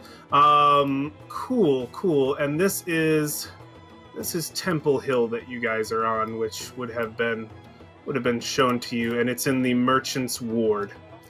Beautiful. All right, I think that's everything that needs to be revealed to you guys that's been shown to you so far. So we have a building map. Something that I want to let you guys know, a little fun mechanic thing that I've kind of plopped in. If you look into your character folder, in your players folder under your name, I've added a map links. I have given you maps that you can edit in Google Drive if you want to write your own shit down. Completely up to you. A map of Chult and a map of this place. Where is it? Is it under the? Yeah, it's in your players folder under your name. It should be listed like your name, Josh Map Links. Oh, map links. Okay, all right. And that's for if you wanna write down your own stuff to remember. That's just for you guys. I know last session people were like, "Oh, I wish we could write our own individual shit." So now you can. Which I think is cool. But I'm gonna muck this up. I'm gonna put all this fucking secret shit so you can see it, so I don't have to remind you where stuff is. Other than those things, the Temple of Savras, the Temple of Soon. Going to see the dinosaur races. Jabal, the Merchant Prince of Guides and Golden Throne, will meet you some point today when you arrive. Though you have to commit at least an hour to that because he's gonna make you wait. And the other things that you can do within the city. Let's see. Things to do. Okay, you can try to purchase a special item. There are a lot of different items in, you can get pretty much anything you can get in the adventurer's book, or in the player's handbook. In the adventuring chapter, you can get here, and I do have those grids on here to show you if you are interested in purchasing any kind of goods.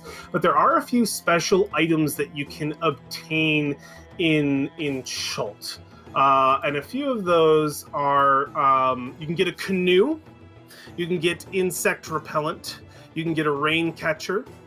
You can get Tej, which is their ale, their form of ale, or you can get a Yulkwa. And a Yulkwa is a special type of weapon that they use that is a sort of like a throwing longsword. It's kind of interesting. So those are some special items that you can obtain that aren't in the player's handbook that you can purchase here. There's dinosaur racing, like you said, and betting on the dinosaur races. Finding a guide, I think we covered that with Golden Throne. And there's also just gathering information. You guys can actually spend time trying to gather information in the city and collect rumors like you would in like a tavern, but this is more city-wide. Now, you don't all have to stay together. I know that before Samuel was saying stay together or else you'll get, it's dangerous to go alone kind of thing. But it could be, but it's up to you how much you guys want to get done in the day. So I hand the reins over to you. What do you guys do as individuals or as a party? You are standing in front of the Temple of Savras. There's a decent crowd around you of people kind of moving past you, getting their shit done in the merchant's quarter. So already here. Asteria suggests that we go to Temple of Soon as possible because I don't want to get mugged. Oh.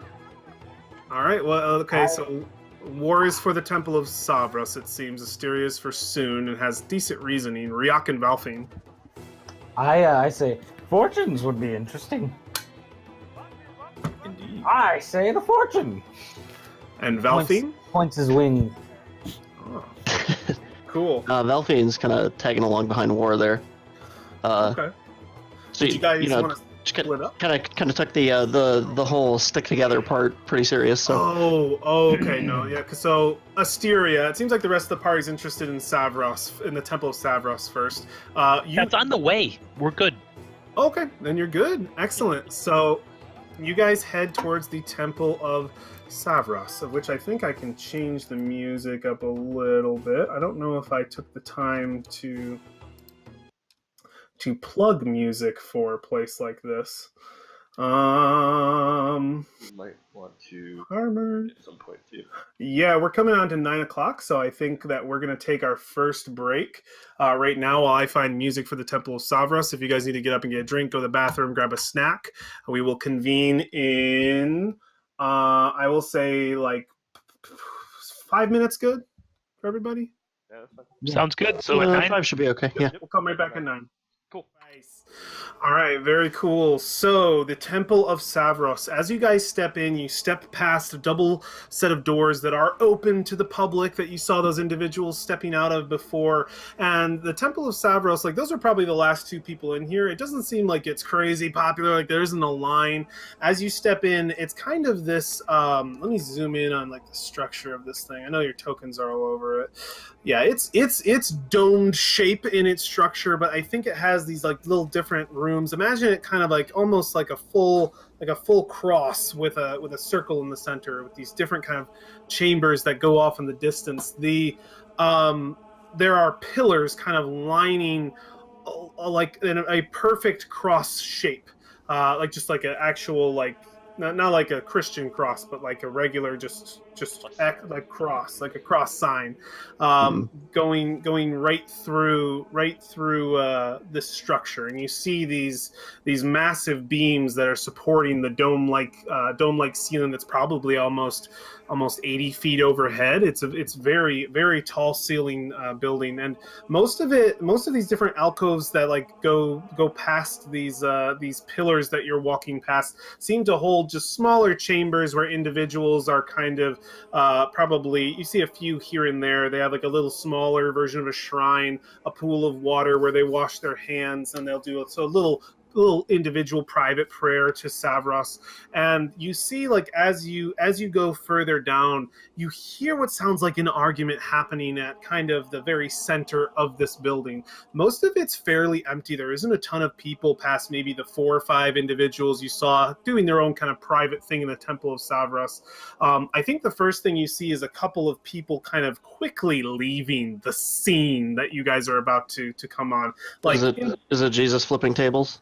It's not so much. No, it's not Jesus flipping tables. But imagine that temple. It's very much like this temple. There's a couple of individuals. I think like a father and a mother and their child, looking like they wanted to like probably get a chance to see like what name their child should have, and they're quickly like maybe another day, and they kind of like you can see them kind of rushing out, trying to get away from this scene, and you hear what sounds like a whispered but not very well whispered argument that 3 individuals are having with what looks to be a very well-ordained man, like covered in very priestly vestments. The decorations throughout this place are all in that shape of that, like of an eye, of an onlooking eye, and his vestments share a similar style to the way they look. You can see just tons of eyes interlaced into his robes, into his flowing, colorful robes. And this dark-skinned man, he has an old beard that kind of stretches all the way down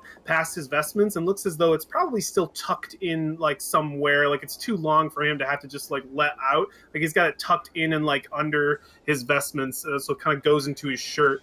And he's this bit of a smaller man, and he's got these 3, I can only describe them as just thugs kind of around him. You see what look to be they're strapped in what looks to be it's still that sort of colorful Chultan clothing, but it's all of a bit of a darker shade, and wherever they could get it, they have leather strappings on their arms, on their legs. They are armored, and you can see that they have weapons as well, not unsheathed at the moment. But as you step in, you see these what seems to be the leader of these thugs, kind of getting very very close, very imposing towards this priest, and the priest has his hands up, and he looks a little scared as you guys approach, and I think you can hear a bit of the conversation as you guys get closer, and you can hear. I will say that the 3 thugs are of a lighter skin, for sure. They're not from Chult. And look, and they say, "Now you're gonna tell us exactly where he is. You hear me, old man? I offered you plain gold, and you refuse me?" And he looks and he says, You are of bad intent. I do not want you here." And they look and they say, "You want us here? Well, guess what? I don't want to be here. And if you don't tell me where..." And they look over, and I think he immediately sees all of you guys approaching. Do you guys just kind of walk up, or do you even approach? Do you wait and hide? What does the party do when they hear this argument happening? Or would kind of walk around a little bit, but staring not trying to hide it, staring directly at them. Directly at them. What's Asteria doing? Asteria walks straight up and asks the priest for directions on where they get their fortunes. So Asteria's going right up. What's Ryak doing? I almost think that Ryak was like, oh wait, I one other thing, changing the voice, getting really annoyed with it. Okay. Oh no. Awkward conversation. Oh, I love it. Oh, I love it. And he waddles up. Are you two having an argument? What's Valfine do? She's not really paying attention. She's giving it kind of a wide berth, but she's checking her book. She's doing kind of what she did when she first got to the port. She's looking at the temple and all like the library and the architecture and stuff. And she's kind of cross-referencing the book between, what's actually there. She's kind of listening on the side, but she's kind of off, not really off doing her own thing. She's still in earshot, but not about to get in the middle of it either. All right, I'll start with so three of you are approaching. Valfine, you're still digging into your book. Just before this scene starts, Valfine, just roll an intelligence check for me. Oh, okay. Because you've been looking at that book a lot lately.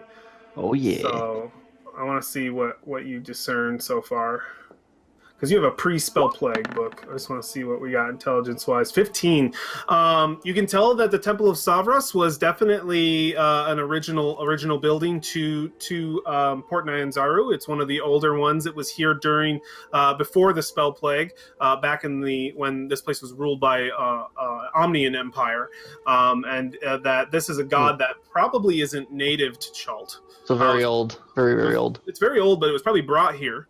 Probably not native to Chult. You know Savros to be a god more of the northern sects, and this was definitely brought here, but it is old. It's interesting.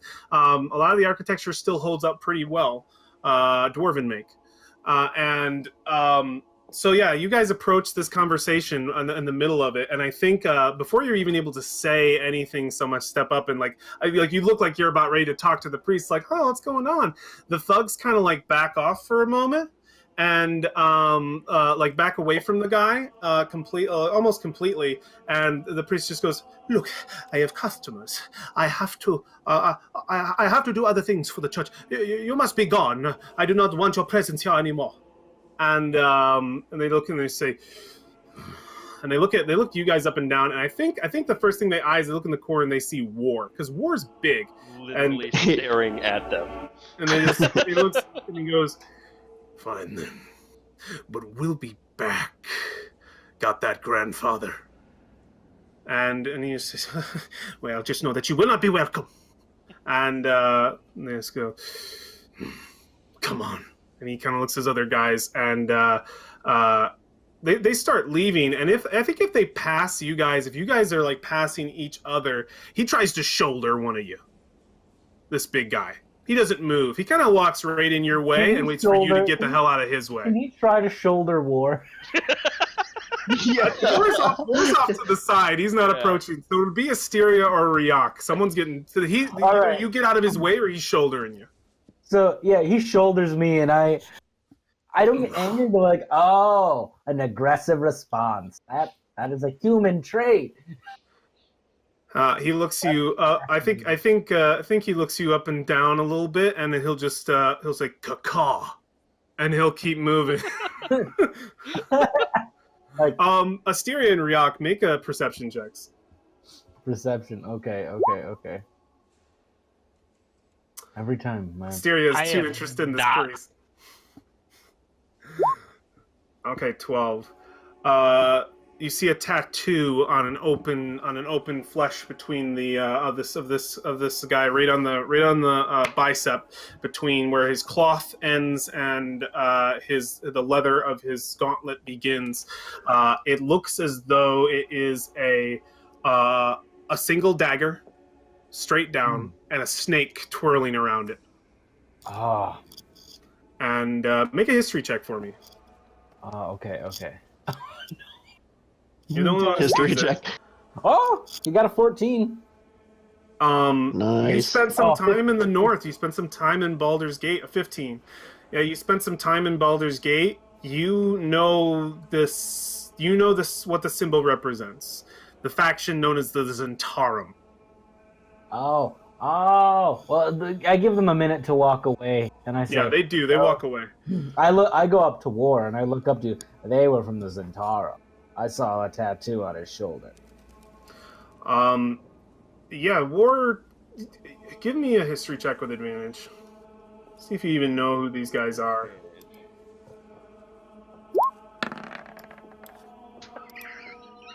Damn. No, you do not. Never ever heard. Do not. Never. I think you just gotta look confused. Huh? They look like jerks. I look to the rest of you. The Zentarum. I think Master Samuel said he hired some of them, that they were not to be trusted. As they leave, and that priest is kind of just, he seems a little disheveled, and he kind of like cleans himself up, and he just goes, "Oh, good thing you arrived when you did. Hello, welcome to the Temple of Savros. My name is Grandfather Zatembe. It is nice to meet you. I am glad that you showed up when you did. Those thugs would not leave." I'm pretty sure I'm oblivious to this whole thing without how my perception checks have been rolling. Yeah. Yeah. I say, May as well be asleep.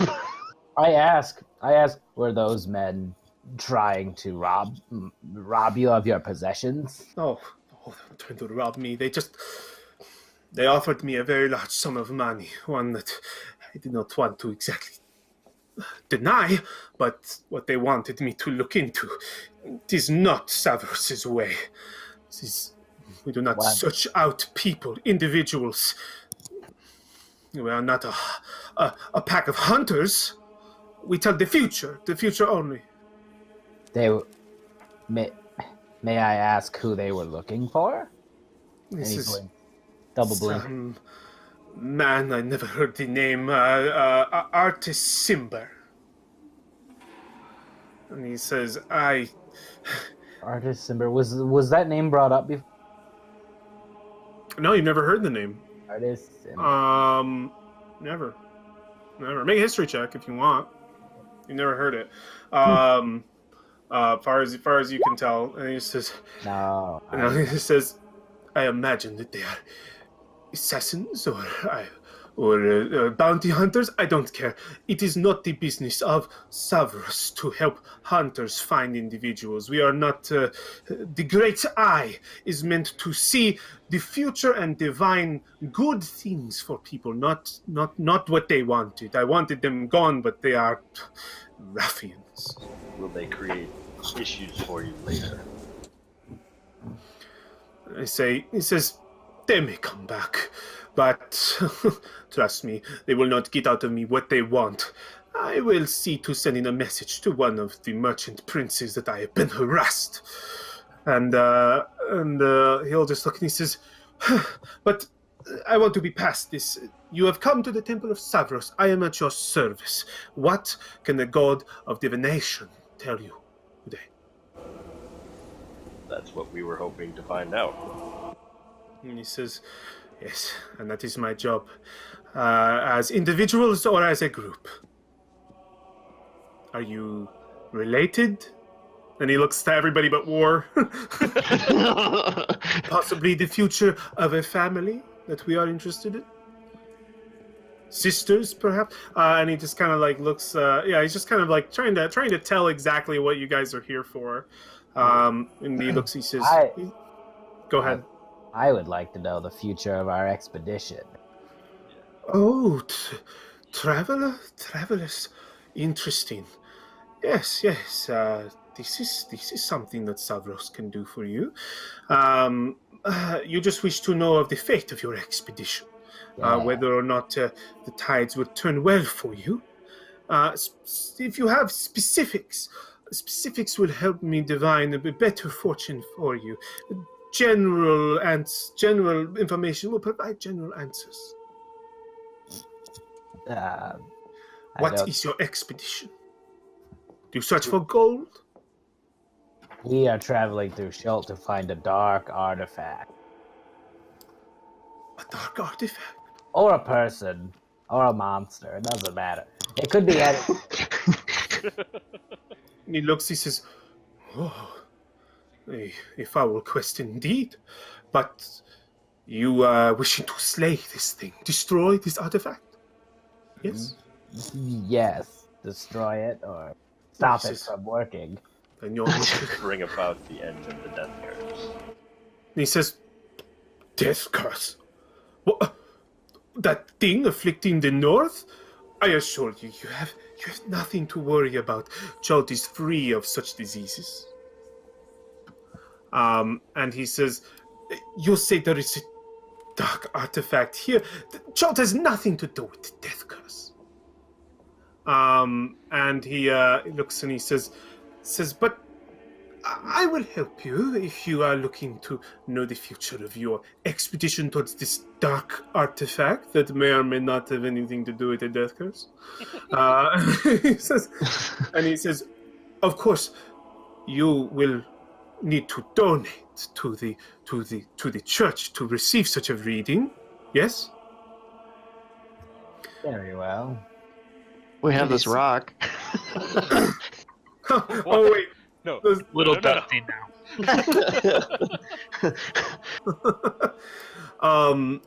He says, it is a group divination, so I will be having to tap into more of my power gifted to me by Savros, and I will need to consult the guides.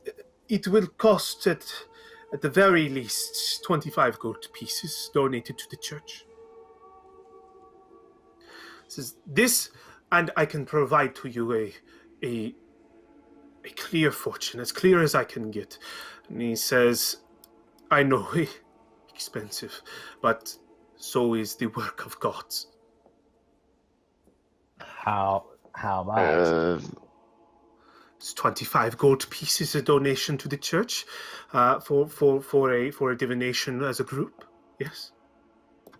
All right, everyone, pitch in 5 gold. Should we tell them that we were sent here, not necessarily just paying off cold? We weren't sent here. This is on our own. Is this on our own? Because Yeah, they mentioned we were.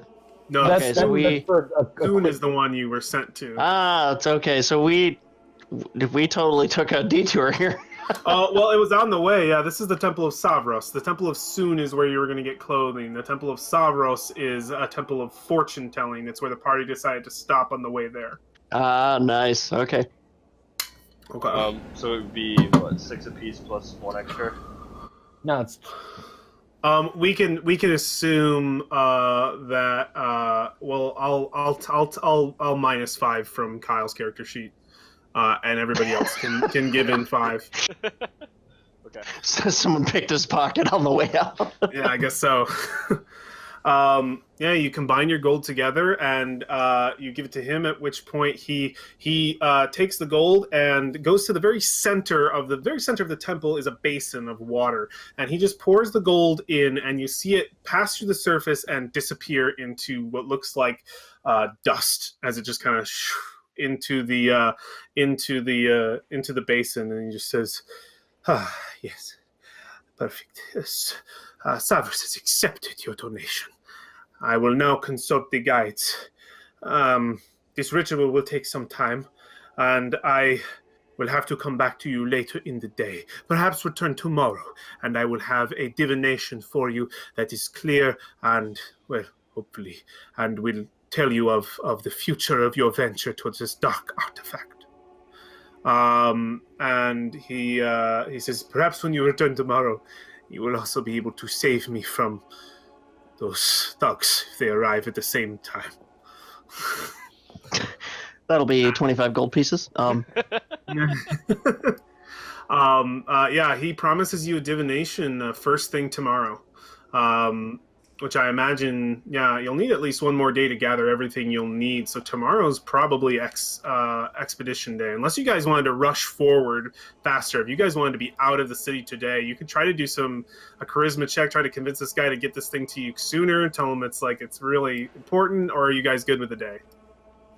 What do you guys think? The day is fine. The day's good. Cool. Yeah, one day is probably good. Okay, cool. All right, you guys can then I think do you have anything else that you think you'd do here? Any other questions you'd have for the grandfather, or are you guys good to leave? I think you're good to leave. No, that's pretty much it, I think. All right, you have a divination that is awaiting you as you guys step back out into the crowds of the merchant ward and make your way. Let me get my market ward sounds. Perfect. What's Temple of Zatarum? Is that what it's called? Not Zatarum. Temple of Soon? Soon, yeah. Yeah, where to from here, guys? So you're leaving the Temple of Savras. You got a divination locked in for tomorrow to see what your future holds. You've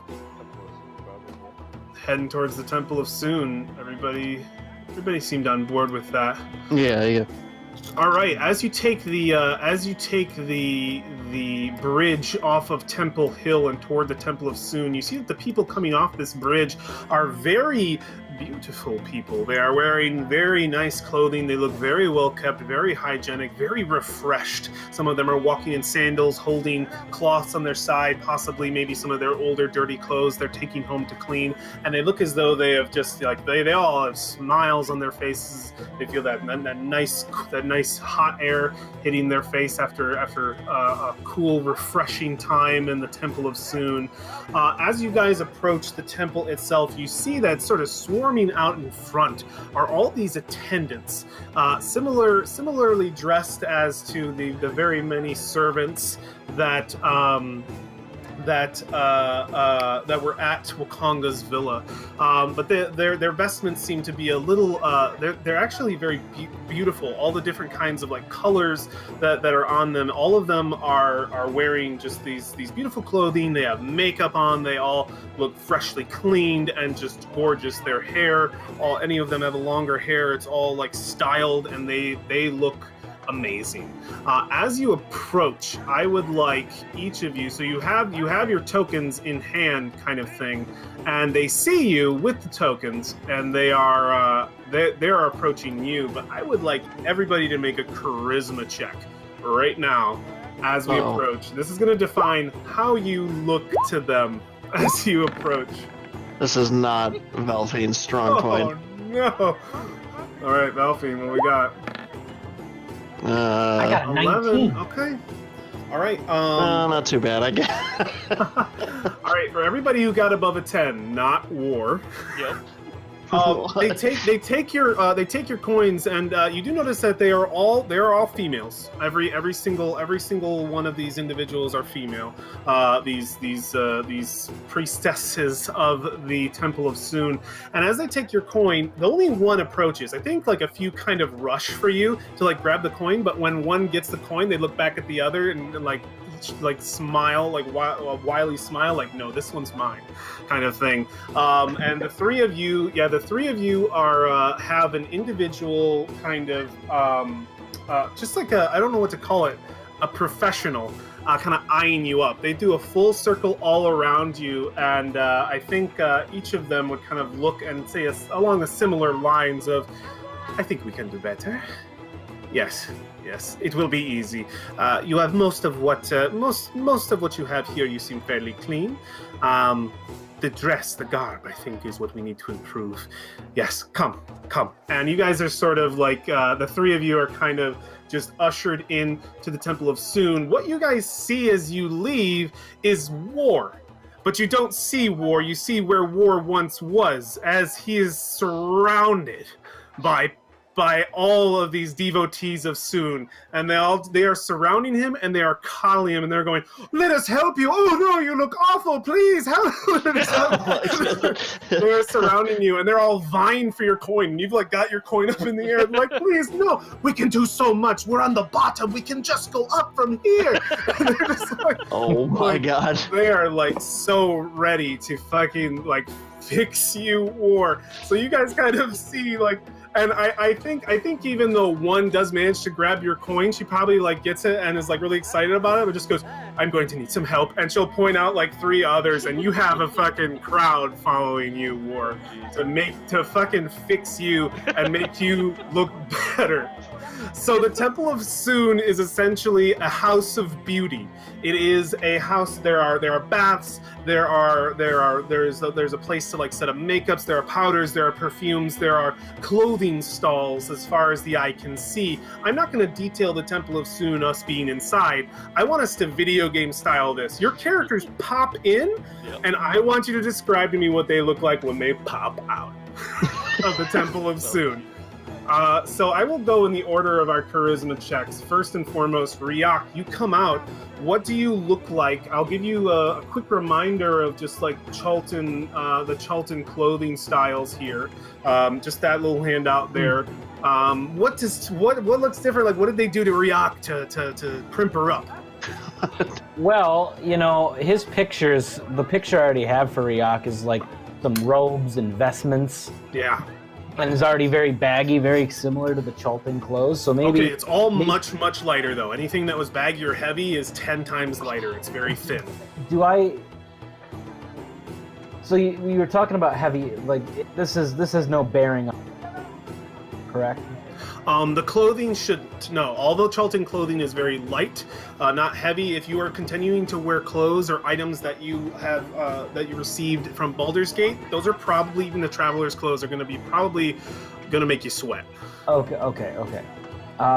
So I'll have to get armor at a different edition, but yeah, Ryak is wearing like I almost want to say a mixture of gold and blue.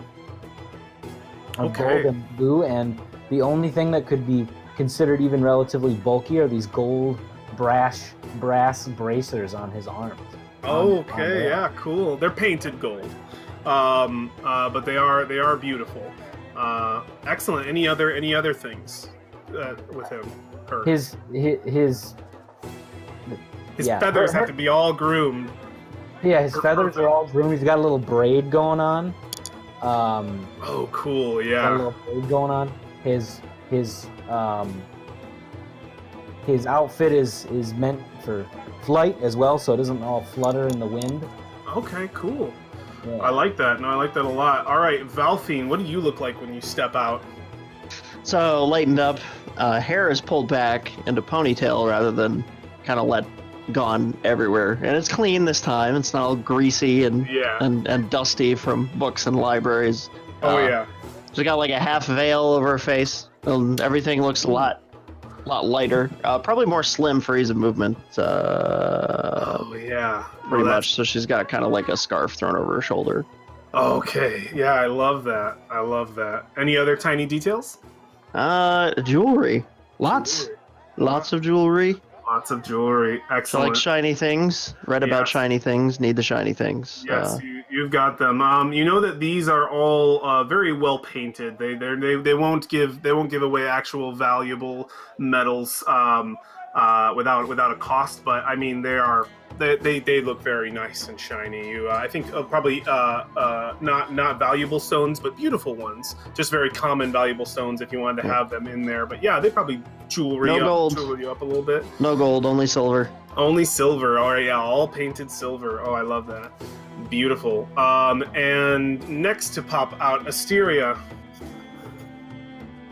I guess Asteria is going full accepting of this, and it has the is in almost harem-esque. Oh wow! Just going all the way. Going all the way. All right, yeah, the She's lightest clothes. Near indistinguishable from the people running around trying to help people now. Oh, okay, yeah, you look If it like wasn't you were like for- them. Yeah, if it wasn't for the leather wand sheath on her leg and her multiple book belt pouches and such. Okay, yes, no, I love it. You've kept those on, and they've done their best to make them fit with the outfit. But yeah, it looks great. Absolutely. I think the one thing they get really into, because none of you got really your hair, like all the grease is out of your hair, just like Valfine was saying, just like Josh was saying with Valfine. Your hair has been cleaned entirely. As you guys are sitting out here kind of looking at each other like, oh, it's like kind of maybe complimenting each other. Oh, you look a hell of a lot better, and you fit in for sure, like in the colors you're wearing, Chultan clothing. I think you all turn at once to see War being escorted out by a parade of very proud Sunnian priestesses. Gotta see this. War, what do you look like? So on the Chultan handout, the thing on the left, only imagine it like a tent over top of a turtle body. So you can barely tell that he's a turtle because he is completely covered. It's just light fabric, but they pretty much covered him completely. I expected painted shell. Yeah. Oh, maybe, yeah. Yeah, something going on. Probably a lighter green color to go with the whole thing. The fabric anyway, and then like some kind of design, maybe like a sunburst thing on his shell that you can just barely see through the light fabric. Okay, yeah, no, I think that's awesome. As you're sort of escorted out, and I think all those priestesses look at you, and I think they'll say in Chultan, and I think you get the gist, but it's essentially just you are welcome back anytime. And yes, if you're drawing anybody, you need to draw War. I need to draw War. I know. War looks entirely uncomfortable. He's not used to wearing clothes at all.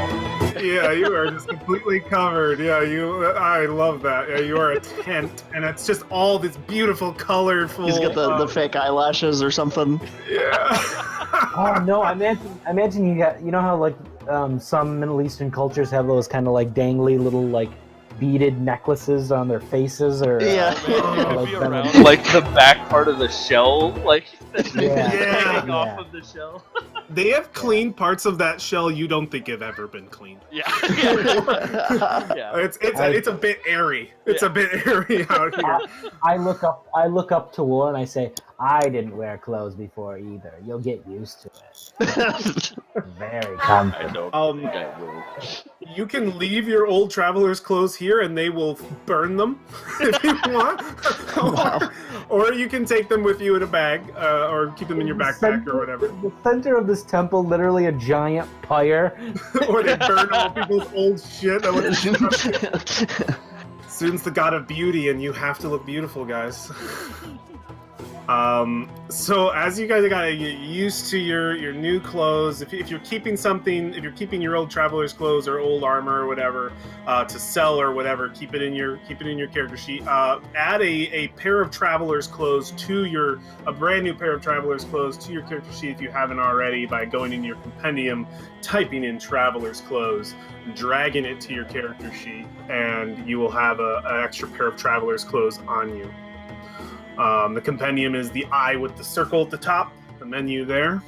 Oh, I made my own thing and I called this Chultan clothes. Well, traveler's clothes weigh something, so just throw them over because we are in a bookkeeping weight counting adventure. Every piece matters. I don't know. Having trouble, Josh? Yeah, so what are we... Crack open your character sheet for me. Yeah, I got that open again. We're down in... Go to the compendium. It's the eye with the circle on it. It's in your actual Roll20 menus outside of your character sheet.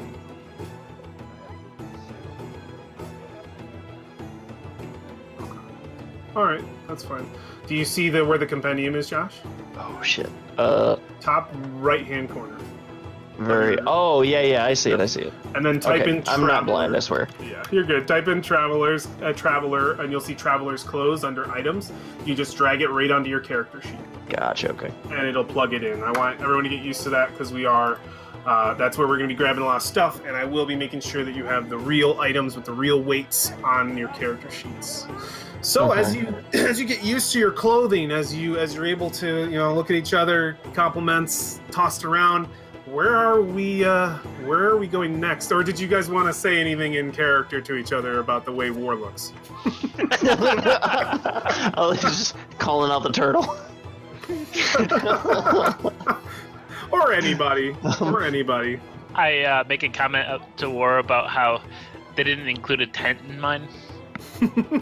Oh, jeez. Could be useful. Valfine's kind of flicking at like the beads that are hanging off the back of your shell. Oh yeah! Oh, that's great. That's awesome. You can see the dust of the dinosaur races still going on outside in the city proper. You're kind of like away from the city. It's kind of weird about being on this island, but as you make your way across this bridge once again, I think you can see people who are entering look a little bit greasy, a little bit disheveled. I think something you do notice is you pass a group of people who seem to be covered in dye paint. Like just covered in dye paint, and they look as though they're kind of joking and laughing, like co-workers kind of thing. And they are making their way past, and they make sure to keep a distance from you as to not get whatever kind of paints or dyes that are on them on you. But they're covered like all over, like patches. Like they must work in the stuff. And they head over to the Temple of Soon and trade in some tokens behind you as you guys make your way back into the Temple Hill. So we still have plenty of shit that you could do. There's dinosaur races. We're waiting on the Temple of Savras for divination. You can head to Golden Throne anytime to talk to Jabal about getting a guide. You can head towards the Grand Souk, the Jewel Market, the Red Bazaar if you're looking to purchase anything for your expedition. I would say you do know that, like, you might not exactly know, your characters might not exactly know everything you'll need about traveling in the jungle. A guide would probably be who you want to help you, like, hey, what do we need for this kind of stuff. There's a few other places I think you can see from Temple Hill. You can see this structure here, this massive, probably the top of the highest hill in Port Nyanzaru, this massive temple with this huge gold roof, easily the biggest structure in the city, walled all the way around by these tall tarp-topped walls with these colorful tarps at the very top. But the sun is just always glaring off of this thing, off of this temple here. And I believe at some point. Who is it? Yeah, Samuel would have told you that that was the Hall of Gold, and the Temple of Joaquin, one of the primary gods of the port. You can also see from this distance another point of interest. It looks to be a coliseum of sorts, and you can probably even hear faint sounds of cheering crowds coming from that coliseum, pretty far over to the east. The board is yours, guys. What do you do? That's a lot. I will note one other thing, just because I never noted before. The Temple of Soon has a floating ceiling above it, and when you were inside, it was very much a building of mirrors, of big, vast, open windows and mirrors everywhere. And you do see that the Temple of Soon itself has a floating fucking ceiling, which is kind of cool. just something to note. We'll try to secure our guide. Yeah, like That guide or makes sense. bazaar would be what I would be voting for, I think. Perhaps we should split up. One half goes and procures supplies at the bazaar. Fine. Well, you want the guide for sure for the bazaar, unless you just know something you want to buy individually. Oh, we need a guide for the bazaar? I mean, That might be a good idea. unless you think that you know well enough what you'll need for travel. No, Yeah, you fly. Like most, you're not usually on the ground. You don't have to deal with most of the... everything. Gotta do this box. I like this new voice for Ryok. I like it a lot better. I mean, the talking is more natural in it, and I actually can talk. So will it be Golden Throne then, my friends? That is sounding like the best plan right now. Yeah, I think so. All right. Excellent. Let's give a little Against Ryok's better judgment. A little bit of a music change. Oh wait, no, let's keep that. Oh wait, we're going to the bazaar. No. Golden Throne. Yeah, you're heading back in the direction of Wakonga's villa, back towards Golden Throne, the seat of governance, the seat of power in the city, where all of the princes are easily available. Well, not easily, but it's where they're the easiest available for people to talk to. It's also where they would meet to come up with laws or court or any kind of stuff like that. It's the government building of this here establishment called Port Nyanzaru. Let me give some music that will work for this. For an hour. Time to wait for 1 hour, at least. Well, we'll see if he makes you wait longer, because he's a son of a bitch. Wow, did I? Now we wait for 1 hour in game. Yes, 1 hour in game. Everyone, just sit here and stare. All right, as you approach, you see this place is heavily guarded. The structure of for all of you bookworms out there, all of you archaeologists, anthropologists, whatever, Golden Throne is easily the oldest building in Port Nyanzaru. Its structure is very different and the way that it's built from anything else that's really built within the city. It is, for any of you willing to make a history check, but I don't think you know what? No. For any of you who think you know, it's old Omnian structure, like very, very old. And it definitely belongs to the beginnings of when the Empire established its control here in Port Nyanzaru. Was someone trying to say something? Just a little bit of flavor. I want to say for Ryok, from the longest time that our people have stayed on the mountains, they could have always seen the gold reflection of the temple. Okay, yeah.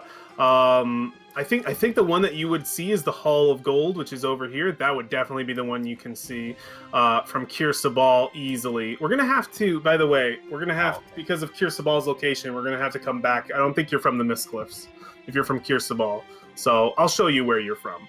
Okay. When we get there, because I remember we said that before. We'll retcon it backwards. So as you enter the Golden Throne, the first thing I think you notice is how heavily guarded it is.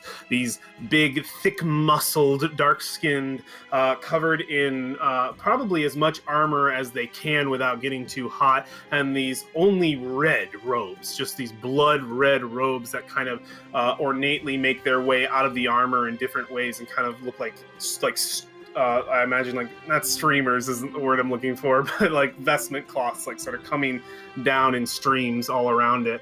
And they hold these long halberds that are almost twice their size. It's just an Imperial Guard, yeah, that kind of like hover over them and have their own kind of streaming banner coming down.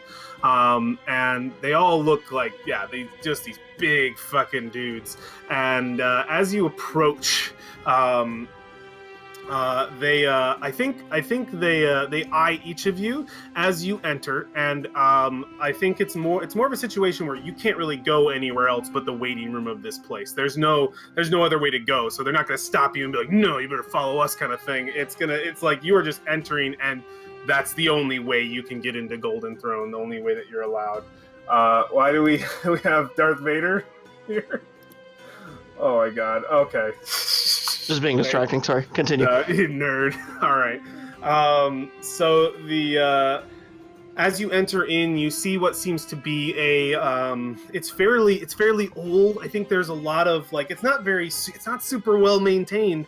The outside of this entire temple is fairly well maintained. Like, the gold is everywhere, repainted in areas where it may have chipped off. But once you enter in, you can see where some of they haven't really kept up on the architecture in here very much, at least not in this sort of waiting room. A lot of the stone has had the gold chipped off in here. There are a few benches and a few plants that probably haven't been very well taken care of in the corners of this room, but it is, for the most part, a fairly large waiting room that probably served once as like a grand porch into this place. And now it's just like the area where you stop, you wait. There are guards like standing on the doors that lead to the more badass looking parts of the hall, and you sit in this room, and there's probably about a half dozen other people kind of sitting there waiting. I think out of the people you see in here, you see another of those individuals covered in those paints and inks, and he's kind of wrapping his hands, looking a little bit nervous. I never rolled random encounter rolls for today. Give me one moment. Uh-oh. Why would we get this is the equivalent of getting into a fist fight in the White House. Well, no. I just want to see. I want to see what happens because we're still in your morning. Yeah. So we'll see how this goes. Maybe some Team Rocket grunts. Oh boy, yeah, we're in the morning. This is good. So, you guys wait here. I think it was some point an individual comes up who looks fairly finely dressed. Imagine the dude who always keeps notes in Mulan with that little hat on the top, and he's really annoying. You know what I'm talking about? Yeah. This guy comes in and he's just like, name, please. And he just kind of gets the name of each individual as he goes around. You see that everybody who's here waiting to speak, most of them look nervous, a little like oh god, like oh, I gotta talk to a princess. You know, they look nervous, and they probably have a problem. So a few, I think you see one who's just like this disgruntled man who's he's got a complaint ready. He's like, oh, I can't wait to talk to Kowesuke. He's just like really mad, and like he's been waiting probably longer than everybody, and other people have been going in before him. And he's just pissed off. And so yeah, this fucking this guy with this little top hat taking down names comes all the way around, and as he comes to you, name. What do you guys just say your regular names? Do you drop Wakanga's name? What do you do? We would have dropped Wakanga's. All right, I would have said Wakanga sent us to speak with Jabal. A meeting, huh? Let's see here. And he'll go down the list and just be like, I don't see a meeting. Make an insight check. Oh, damn it. Insight, this is my... Come on, Ryok, this is my time. And he says, I think he looks at you in a way that's like, maybe I'll see it better if you help me. You can tell he's looking for maybe a I say this very loudly. Like you're cutting out. What'd you say? Oh, I go, oh, you're trying to make us bribe you.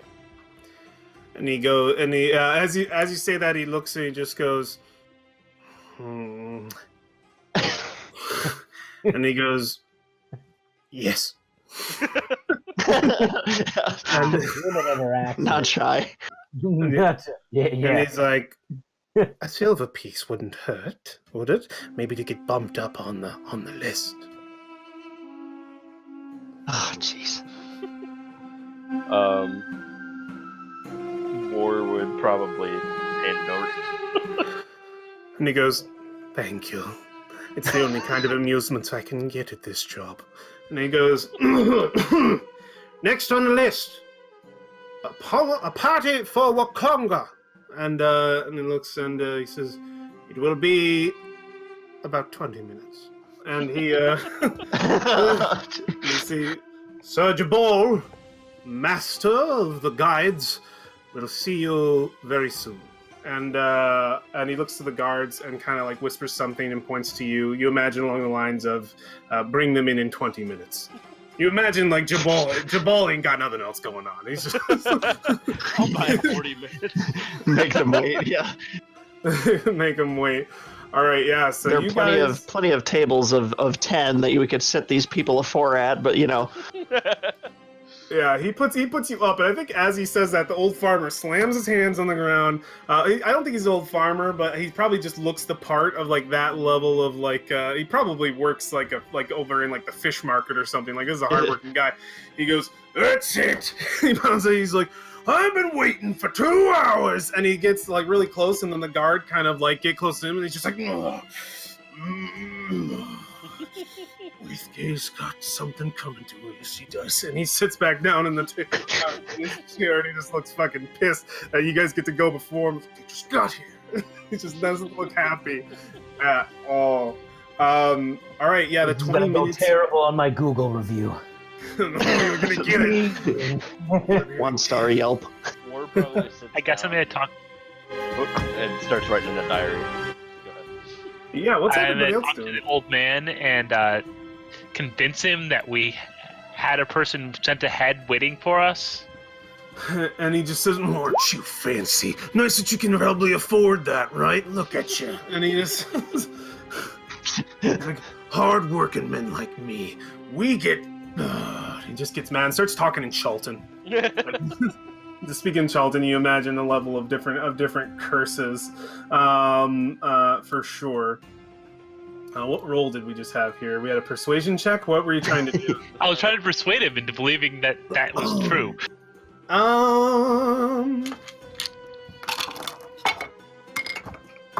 we're getting the Yeah, real he was dice out. exact reaction. Exact reaction that I just gave you. He just looks mad, curses. Nothing he can do about it, but he's just mad that he keeps getting put off, and he doesn't know how much. You can see he doesn't know how much longer he's going to wait. Like he's going to go do something else, find another way to deal with it, whatever issue it is that he has. So War's writing the journal. Asteria's trying to converse with angry old men. Riak and Valfine. What are you guys doing during your 20 minutes? Do you just sit patiently? Flipping through a book. She somehow stuffed a book in whatever she's wearing, even though it was lighter than her cloak. And Okay. she's Yeah, you have a again book. comparing the landscape here. Yeah. Okay, no, I love that. How high are the ceilings? The ceilings in just this room are probably only 15 feet up. You know that in the halls beyond, the pillared halls beyond, similar to the pillars of the Temple of Savros, but probably decorated in an entirely different way and probably much older. Though the ceiling's much higher, probably in the 80 feet range. So is this like gray and drab, like a castle? Like they've kept it up real well, or is it? Like in this room, it's pretty gray and drab. Like they didn't really keep it up really well. You can tell like a lot of like the benches here have seat marks that have kind of dug their way in over the centuries, and these have not been replaced. And kind of like the stone benches on the sides of this sort of waiting room. But like the inside, it's not super well kept. It looks like I said, the temple looks beautiful on the outside, but not so much on the inn. Typical government facility. Typical government facility. The Merchant Princes apparently don't seem to care too much about this place looking great. I mean, it is kind of an old building that represents the old regime, so why would they? Riak, you were asking for the ceiling height where you wanted to do something? I was gonna fly up and on a Oh, you wanted to fly up onto a post. There's not a lot of room to do that here, and I think you know you'd agitate the guards. like, hey. Yeah, I don't think flight would make them comfortable. At all, not in this situation. All right, 20 minutes passes by, and the guards kind of look to you, and it probably goes about 25 as they're kind of like looking to each other, probably whispering in Chultan, like, think it's time to go yet, kind of thing. And eventually one of them just comes over and says in broken common, "You, come. Jabal, meet now." Okay. All right, yeah. Book and puts it away. You guys are escorted through this hallway. A few twists and turns lead you fairly quickly into an open chamber. I think as you're going through this pillared hallway, you see a lot of it's just like not maintained, especially not out in this hallway. Not in the waiting room. This vast hallway is about the same. You see like old markings still on the walls that suggest the old Omnian regime. A few probably torn cloths and things, kind of like I would imagine, because like the hallway itself goes up 80 feet and there's like glass at the top that looks like open, and you can just see sort of open air. There would have been, like, you see a lot of like broken glass panes up there, and probably old ripped drapes and stuff that were kind of like lining the walls, and their colors faded out by the rain that could easily make its way in here. And you are just sort of turned down into a single chamber that opens up into a probably better maintained room that seems to be just kind of like a platform that you enter in on stone. I believe probably stucco stones, stucco-covered stonework covering the floor. You see all kinds of plants lining the side of two pools of water that seem to have active fountains working inside them. And they do look to have like water wheels inside them as well, some kind of mechanic that's churning water around you. And you see what looks to be, I would say, a throne of sorts. I wouldn't call it very throne. How to describe it? It's more like a very lavish wooden wicker, one of those bowl chairs. You know what I'm talking about? And you see that there are quite a few servants around, and they are all fanning these big leaves, as you would expect, stereotypical to this kind of scene. And you see an individual lounging back in the chair, being fed fruit by a very attractive young man. And you can see that just the way this individual, and I'll show you Jabal, the way Jabal is looking at this young man, you can see that he is probably involved with him a little bit. And he kind of, as this young man sort of feeding him food, he pulls him forward a little bit, just kind of like irks him forward as a tease. And you can see the younger man just cock a smile. And Jabal turns and looks and he says, "Ah, yes, my guests have arrived. Welcome to the Golden Throne. It's in a bit of disrepair out there, but as you can see, we keep things nice and clean in our actual meeting room. So, Wakanga has sent you here. He tells me you are looking for a guide. Yes. And he says, you have come to the right place. Now, are you looking for guides or are you looking for sellswords? Guides would be Guides it is. I deal in both. But before I speak, introduce yourselves to me. And he says, I have not seen your faces before. You wear the garb, but I can tell you're not from here. War steps forward, kind of pulling the stuff that they had draped around his face kind of down, and then he like makes a slight bow and says, "My name is War." War. Yeah. Really? Yeah. Okay. Good. And next. I am Riak. What is the god of fortune called again, Ed? Timora. I am Riak, a cleric of Timora. Cleric of Timora? What? And looks, he says, Timora has no clerics. She is a god of wanderers. And he just looks and he says, but if you are what you say, you would be the first one I've ever met. And he looks and he seems a little confused. He's like, more interesting than the last. First a turtle man, now a priest of Timora. And he says, please continue interesting me. Next. And he points at you, Asteria. And who are you?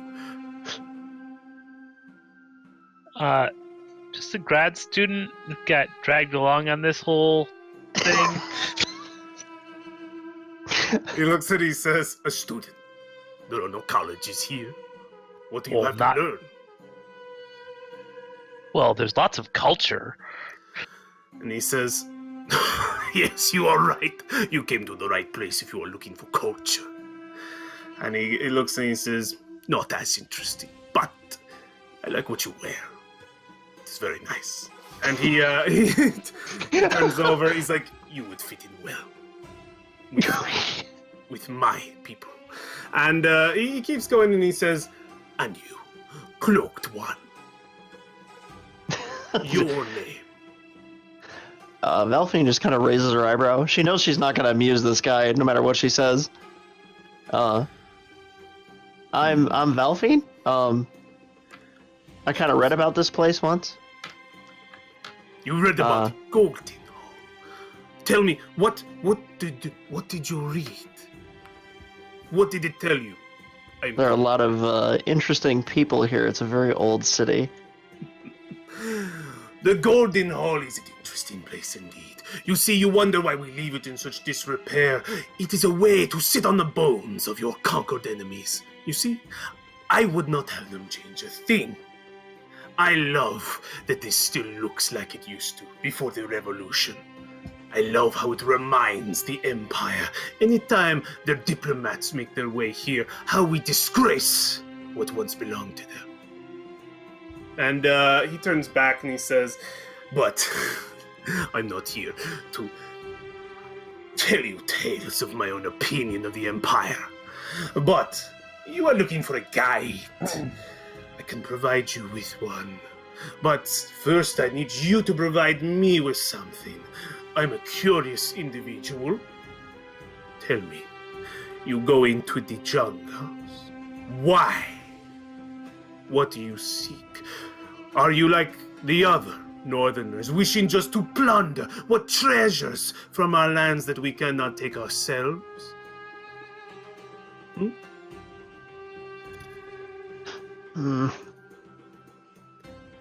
If you are, that's fine. Don't worry, I won't judge you. It's like that's so many of them. I just want to know why you are going into the jungle. Yeah, Like, do we... I'm a native of this land. Oh, what does Ryok say?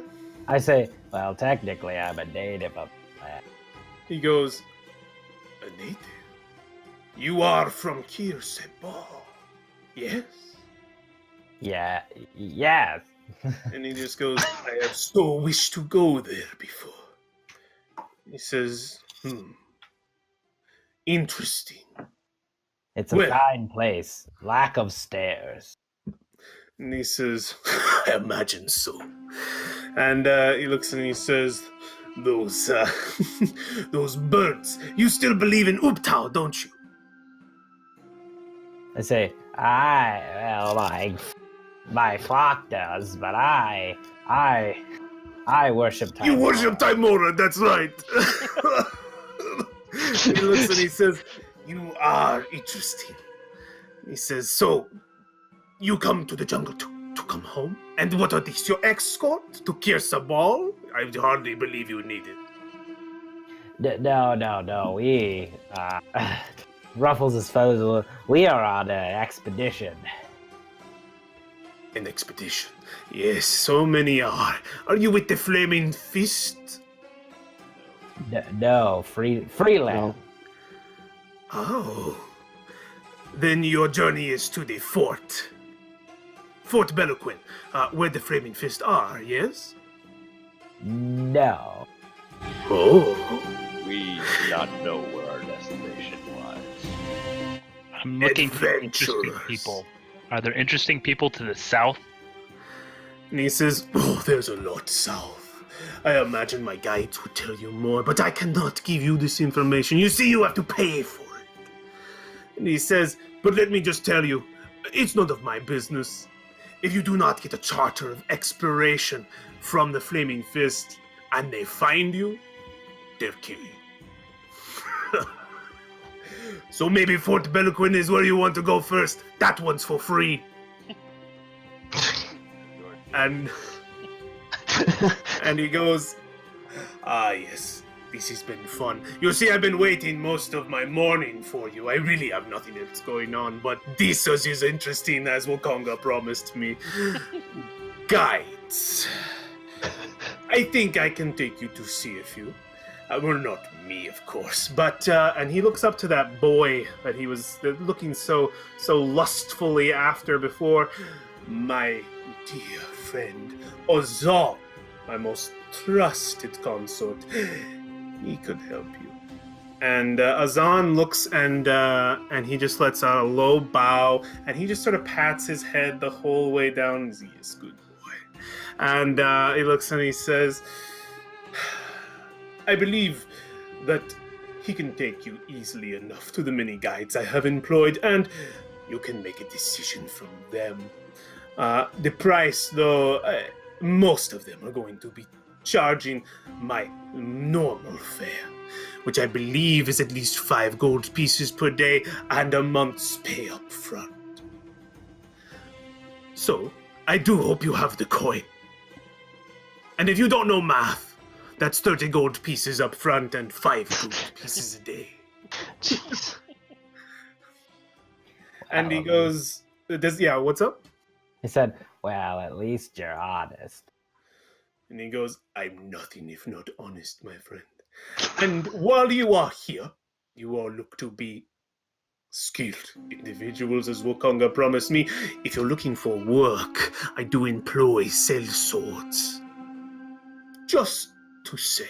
On what kind of jobs? Oh, whatever you are told to do. But do not worry, the pay is very decent, usually helping some fool his way through the jungle.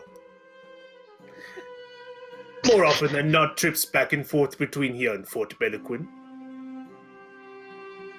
And he looks and he says, well, this has been fun, but I have a date with a large plate of ham back at my home. And he looks and he says, Azan, if you would do so kind, please guide these individuals to our many guides.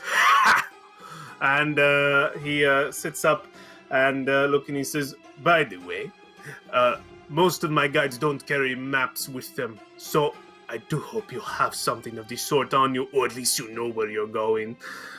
Some of them know the jungle, most of them by heart, but just make sure you make a good decision. All of my guides are very good at what they do, but not all of them will do exactly what you want. And he lets out a low bow, and he claps his hands together, and the remaining of his servants follow him out a back way, at which point I think that Azan will make his way down to you. He says nothing. He speaks nothing. The way Azan looks, completely bald. He has a sort of leather jerkin that goes all the way up to his neck, and kind of like all the way around his neck. I very awkwardly rush up to him and shake his hand. All right, yeah, you shake his hand, and he just kind of sits there as you do that and looks at you. He's completely bald, and he has these kind of this jewelry kind of like under his skin that looks like these little spikes that go all the way to the side and kind of frame his face. And you can see they're kind of like built under his skin. They got him under there, and the scars have healed. And it's like this implemented jewelry. And so he wears that jerkin, and under the jerkin is a simple blue robe that goes all the way down to his feet, and he seems to just glide under it. He's fairly tall. He's about 6'2". He's up there, and his neck is like extended pretty far. It looks as though he's probably like doing something like, not now, but like those rings. Like he's got a very long neck. And he, as you shake his hand, he kind of just like looks at you and like no expression, and he just kind of points a hand down the hallway, like as if to say we should go. Oh, it was nice to meet you. Well, he's with you. He's guiding you. Yeah. Yeah, he's going to take you to these different guides throughout the city. So you guys vacate the Golden Throne itself, and this individual starts leading you out into the city, past the Merchant's Ward, all the way to the other side of the city proper. I'm going to move all your tokens. He's taking you all the way over to the Market Ward. And I'll highlight the Market Ward here, and I think we're good for some heavier traffic. Large. A lot of walking. Here we go. Some large traffic, and then the Market Ward has its own special music. There we go. All right. Cool. All right, yeah, he starts leading you through the streets of Port Nyanzaru, and this is kind of your first time doing a really big, extensive walk through the city. You've stayed most of your time in the Merchant's Ward. He takes you down through the city, back through the Harbor Ward, past this building again, which looks to be some kind of spiritual temple of sorts. This guy doesn't really say anything, so he can't really answer too many questions. Some sort of temple. But I think the thing that you can hear as you pass this building is the sound of like mechanics and like gears and it sounds like there's like a whole lot of tinkering and shit happening inside of this temple. You can hear like hammers going on and like construction happening within whatever this temple is.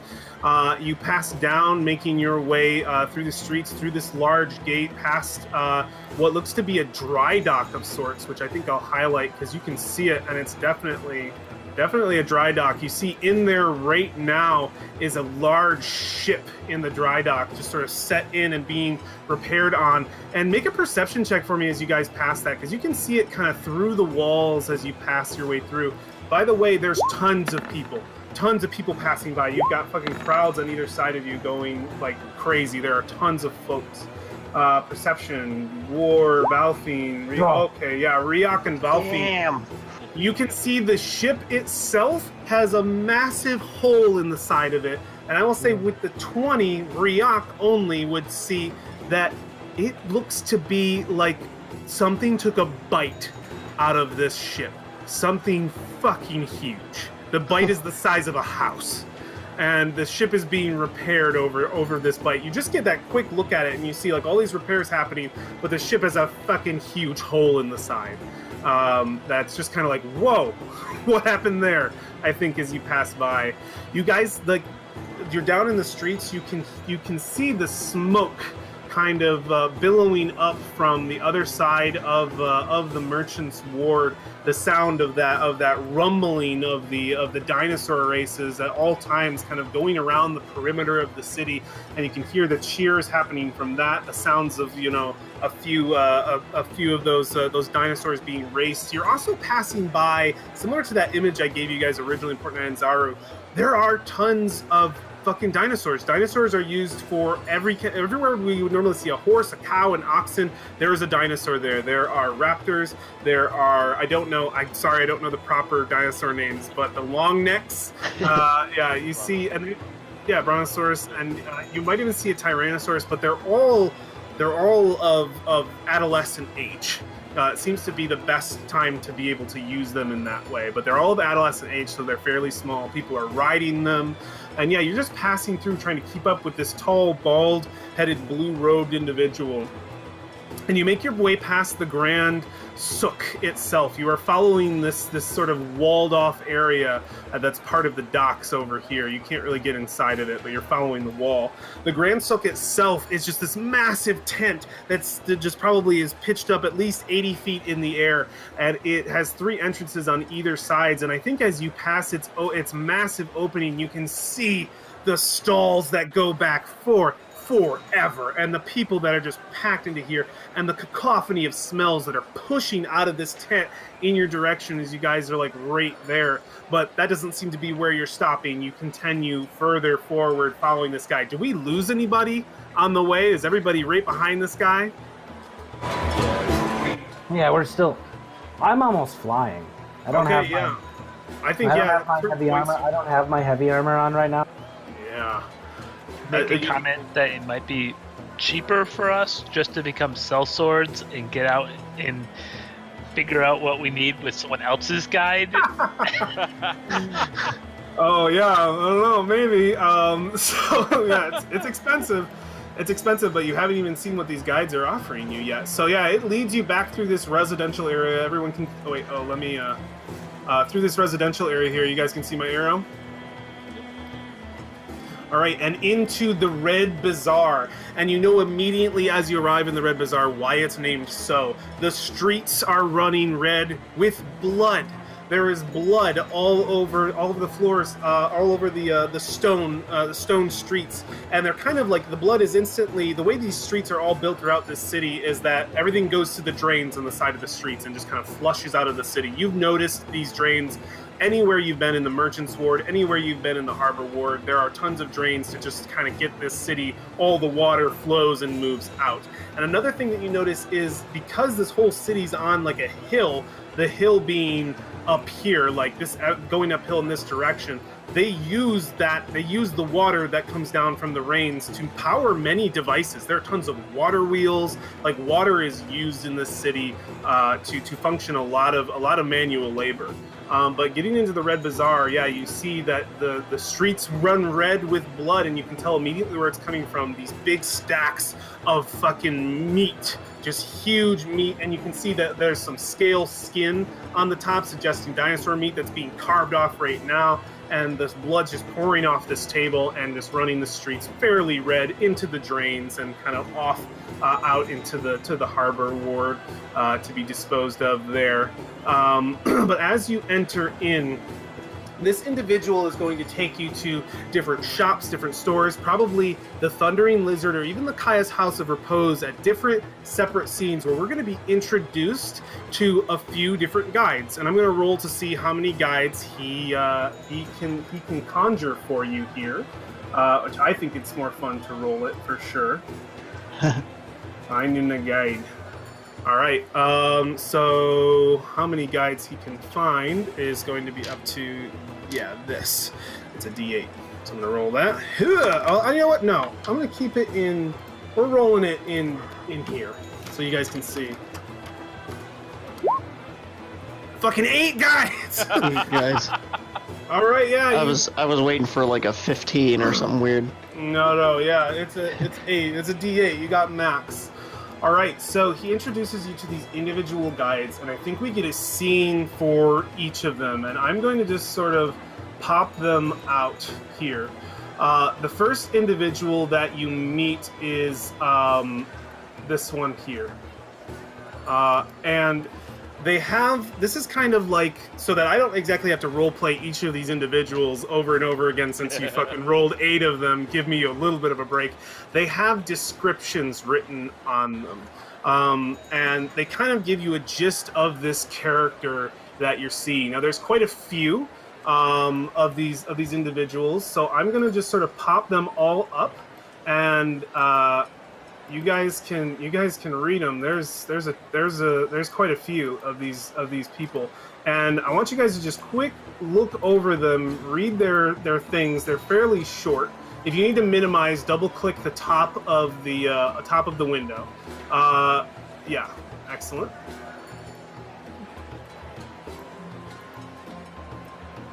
I actually don't want you looking at River Mist and Flask. If you can X that one out for me, I apologize. I'm gonna take it out of your folders. Take out River Mist and Flask. That one would not be one you see. I'm sorry. So take them out. I make sure that we see him, these individuals here, and these individuals here. I'll leave it up to a party vote on who interests you, but they all have details on kind of who they are, what their price is. Some of them might even work for free for you if you help them with something. Azaka is one of those. Some of the others will just sort of ask for the essential pay, but a lot of these individuals look to have something. Now, I'm not going to ask if you guys want to detail a scene with one of these. We'll detail it. Just let me know. Anybody can shout out somebody they really want to see detailed, and I'll role play the character and we'll play out the scene. You're meeting them in the Red Bazaar. I think everybody's got to vote on Iku, so I think we'll meet Iku first. Okay.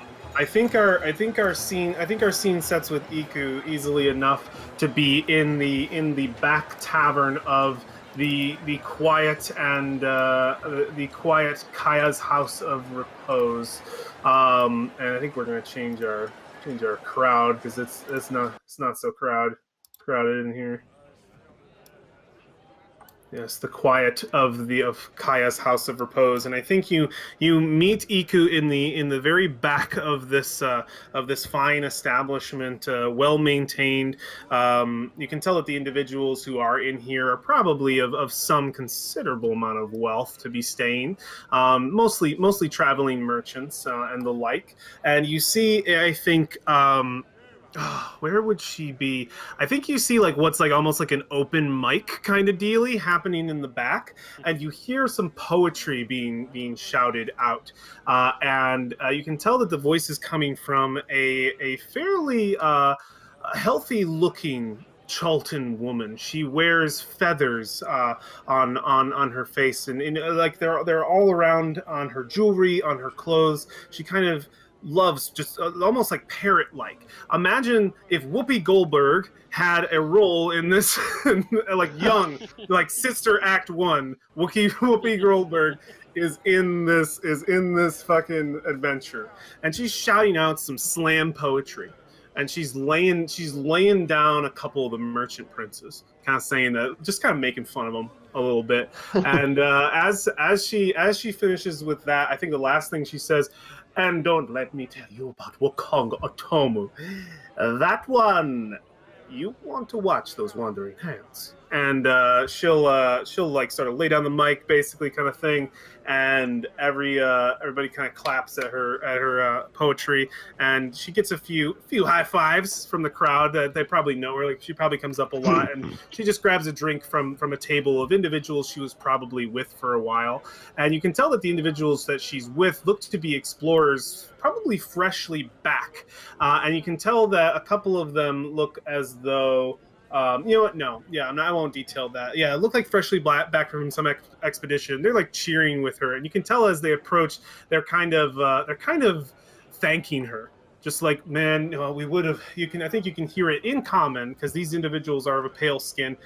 We would have never made it out of Fort Bellicon if it weren't for you. And it says, I know it's not supposed to be a dangerous trail, Iku, but thank Taimora you were with us. And she says, Darling, you paid. You're fine. Everything's fine. And she just pats him on the back, and she's like, take another drink of Tej. You know what? You paid me so well. Have it on me. And they just go, one more round. Yeah, go Iku. And this bald, your bald guide, your individual, your blue-robed young man steps up and kind of just stands there. And Iku immediately looks at him, eyes him while she's in the middle of a drink, and she just goes, puts a finger up, just like 1 minute, and you can tell that the bald man's he's waiting patiently, and she puts the drink down, and she comes over, and she embraces this individual who kind of, let me remember his name real quick. Did anybody write down this boy's name? So many Ozan. Names. Anza, what is it? Ozan, I think. Ozan, okay. Yeah, it is Ozan. And she pats him on the back, and she says, Ozan, my dear, how's Jabal treating you? Treating you good? Good? You look good. And she's just like, you haven't talked in a while. I'd love to hear that beautiful voice of yours. She kind of smacks him on the cheek, and he just lets out a little bit of a smile. And then he instantly goes back to, like, mundane, and then turns to the rest of you, and she goes, who is this? My next job, perhaps? And she steps forward, and she grabs, leaning on the table, what looks to be a staff. And on the end of the staff is an interesting-looking creature. I will say that it looks like... One moment.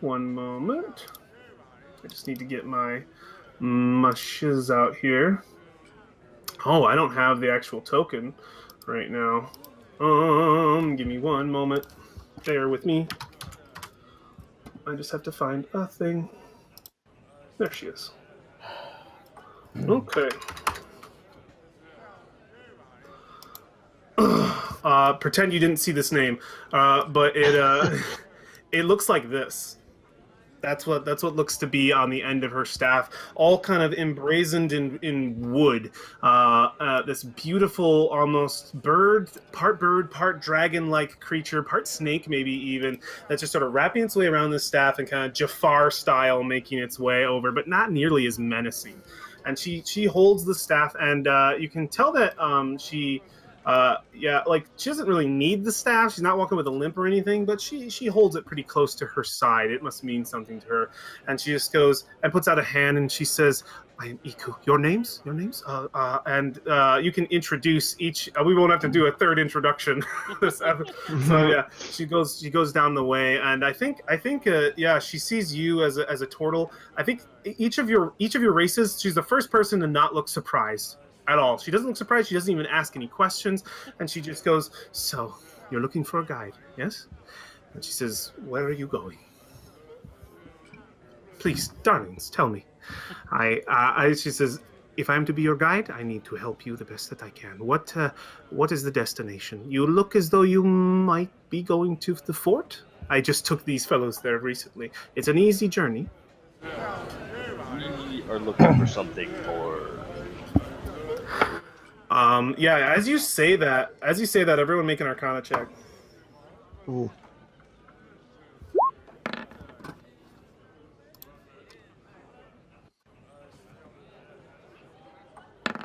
Moments like this, I miss Dow. Let's see what roll you get, buddy. I know you want those Arcana checks. Oh boy. Valfine especially, but War, you just get a glint. Her eyes kind of shine over for a moment as you say that. And Valfine, you absolutely know she cast a spell of some sort, but it was so fucking subtle. Like the skill, it was so subtle. Because most spells require some kind of component. Like you got to talk, you got to move your hands, you got to use materials. She didn't even fucking blink. Her eyes just, and she was like, "Yes, you are looking for something else. What is it, darling?" We're looking for the source of the Death Curse. Do you say this kind of brazen out loud, like, or do you whisper it? Like, how does War come about? From the previous reactions to saying this, Yeah. it would be softer, trying to just keep it between the two of us. All right. Her eyes definitely widen, and she says, "Oh, I have heard of the curse. The weight is afflicting the north." And she says, "You are looking for the source." And she says, "Do you have any leads?" We have some information, yes. Interesting. Nothing. She'll look to you and she'll put one hand on your arm, and she'll put her staff down, and she'll put her hand over on, I think, Asteria's arm as well at the table, and she's like, "Darlings, you need me." And I say, "There may be other guides on your mind, but looking at all of you and this mission that you're on, I think you came to the right guide first. Now, by all means, go ahead. Consider others. I will not step on the toes of my co-workers, but I can tell you, you're not going to find better than me." Are the handout things that do we know all that already? Yeah, I think you know that there are others. That was more for player knowledge, so that we could decide exactly where we want to go. Yeah, like you've never met those other ones, but I think just simply this bald gentleman. Can you give me his name one more time? I'm so sorry, I keep forgetting it. Azan. He kind of like fingered how many there are, and he like couldn't. He's like trying to count it, and he's just like, "There's a ton," basically. What's Ryak and Valfine doing? I haven't heard much from them. I want to roll an insight. Yeah, please roll an insight check. Because I really like salad. Wait, what? Her name is Saladia, but I'm just calling her Salad. Oh, okay. You want to roll an insight check? Okay. I think Valfine's going to do an insight also, considering the whole Arcana thing. Yeah. Ryak might not have a lot of book smarts, but she's got a high wisdom score. She's street smart. Okay, yeah. There's a reason she survived in Baldur's Gate. Hell yeah. I'm gonna go an insight. Our group of scholars and our bird. And our bird. Oh my god.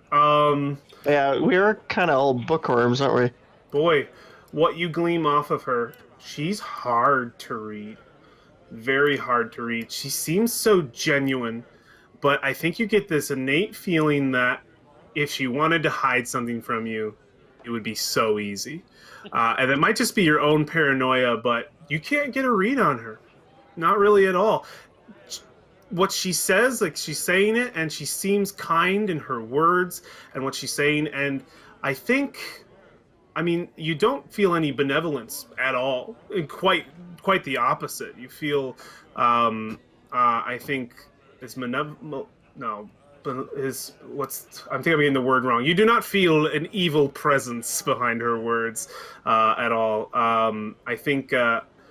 Yeah, but I think I think that's something interesting to note is you can't read her. I ask her why you. And she says, "Why me? Well, let me tell you, friend." Here comes a Disney song.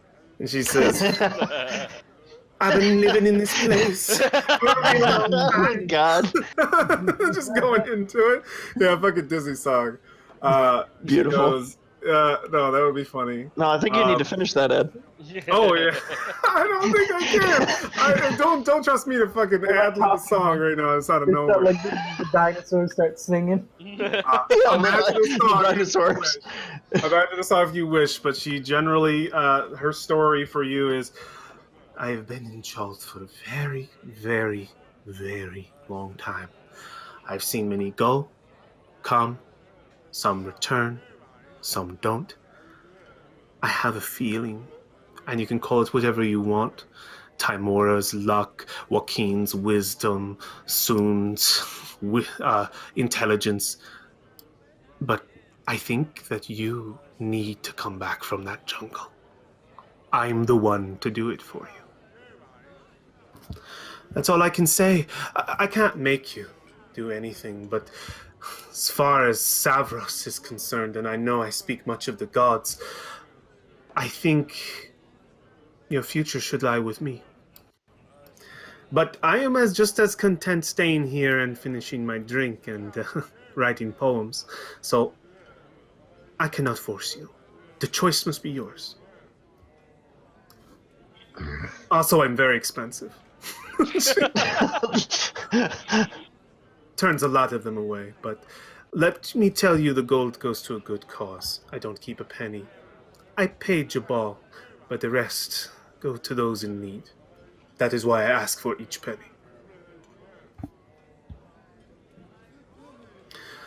And she's like, I see that you need some time to think. I have some friends that I want to make sure I say a full goodbye to. You come to me when you know you've made the right choice. And she'll step away. What do you guys think of Iku? Like, you guys get a private moment to talk. I think, regardless, we should maybe wait until tomorrow to actually hire one. After the divination thing. Like, her bringing that up reminded me that, oh yeah, we got that thing we needed to help with our show. Oh, also, yeah. I think I might try and commune with Raziel tonight. Ooh, yeah. Oh, that's awesome. So, do you think you guys would want to meet some more guides, or do you think you want to meet some more guides? Who? Yeah, for sure. Who's on the list? I have one thing I want to try to do. What's up? What do you want to try to do? Oh no, paladins have. Yeah, paladins have a divine sense. Divine sense, detect evil. What kind of spell? Oh, I could detect evil or good. Can I cast that on her? You can, yeah. I don't think she's paying attention to you. I want to cast it.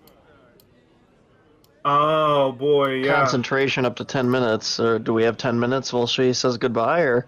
Oh, that's just the duration. Casting time is only a couple seconds. Oh no, just means concentration. He can keep it up for 10 minutes. Oh, gotcha. Okay, so he can detect actively for 10 minutes then. Okay, one sec. You cast the spell. I imagine my I kind of tuck my amulet away. It might glow a little, but my eyes go black. My eyes go Okay. pitch, Um. and I'm drawn to good or evil, like I can Okay. see the colors. I think at this point, Iku's retaking the stage. She's getting some claps from people like, yeah, give another one. And she starts some more slam poetry, laying down the law on the flaming fist, taking them out as well with her words. And as she does this, and Ryok, you go to cast this spell. Is it noticeable to your friends, at least, that you're casting this spell? I don't. There's no vocal somatic. Okay. Then I think while they're having a conversation. Actually, no, there is. I kiss my, and I whisper to my pendant, very softly, softly, and in my own tongue. Okay, yeah, you guys can easily see him doing this while you're conversing, or her doing this while you're conversing over where to meet the next guide. And I don't and I just want to make a point to not look at her Eku when I'm doing this. I'm talking to them, and I just go. All right. I put my amulet away. I think we're seeing kind of your perspective right now. We get a shot. I think like a downward shot looking up at you, Ryok. And this doesn't happen outside. This is kind of all in your mind. The minute you open up that sense, the minute you detect good and evil, it's like a blast of wind is hitting you, and you just feel, and like you were seeing your feathers ruffle, and you sense powerful good. And I think you turn your head slowly towards the stage, and all you can see is light. Dang. Probably get some pretty ridiculous out of me too. Yeah. Oh shit. Yeah, you see the same. I think. Yeah, you see the same thing on Asteria, but not as intense of a light. You see what looks to be what does Asteria look like as her celestial bits are being kind of exposed?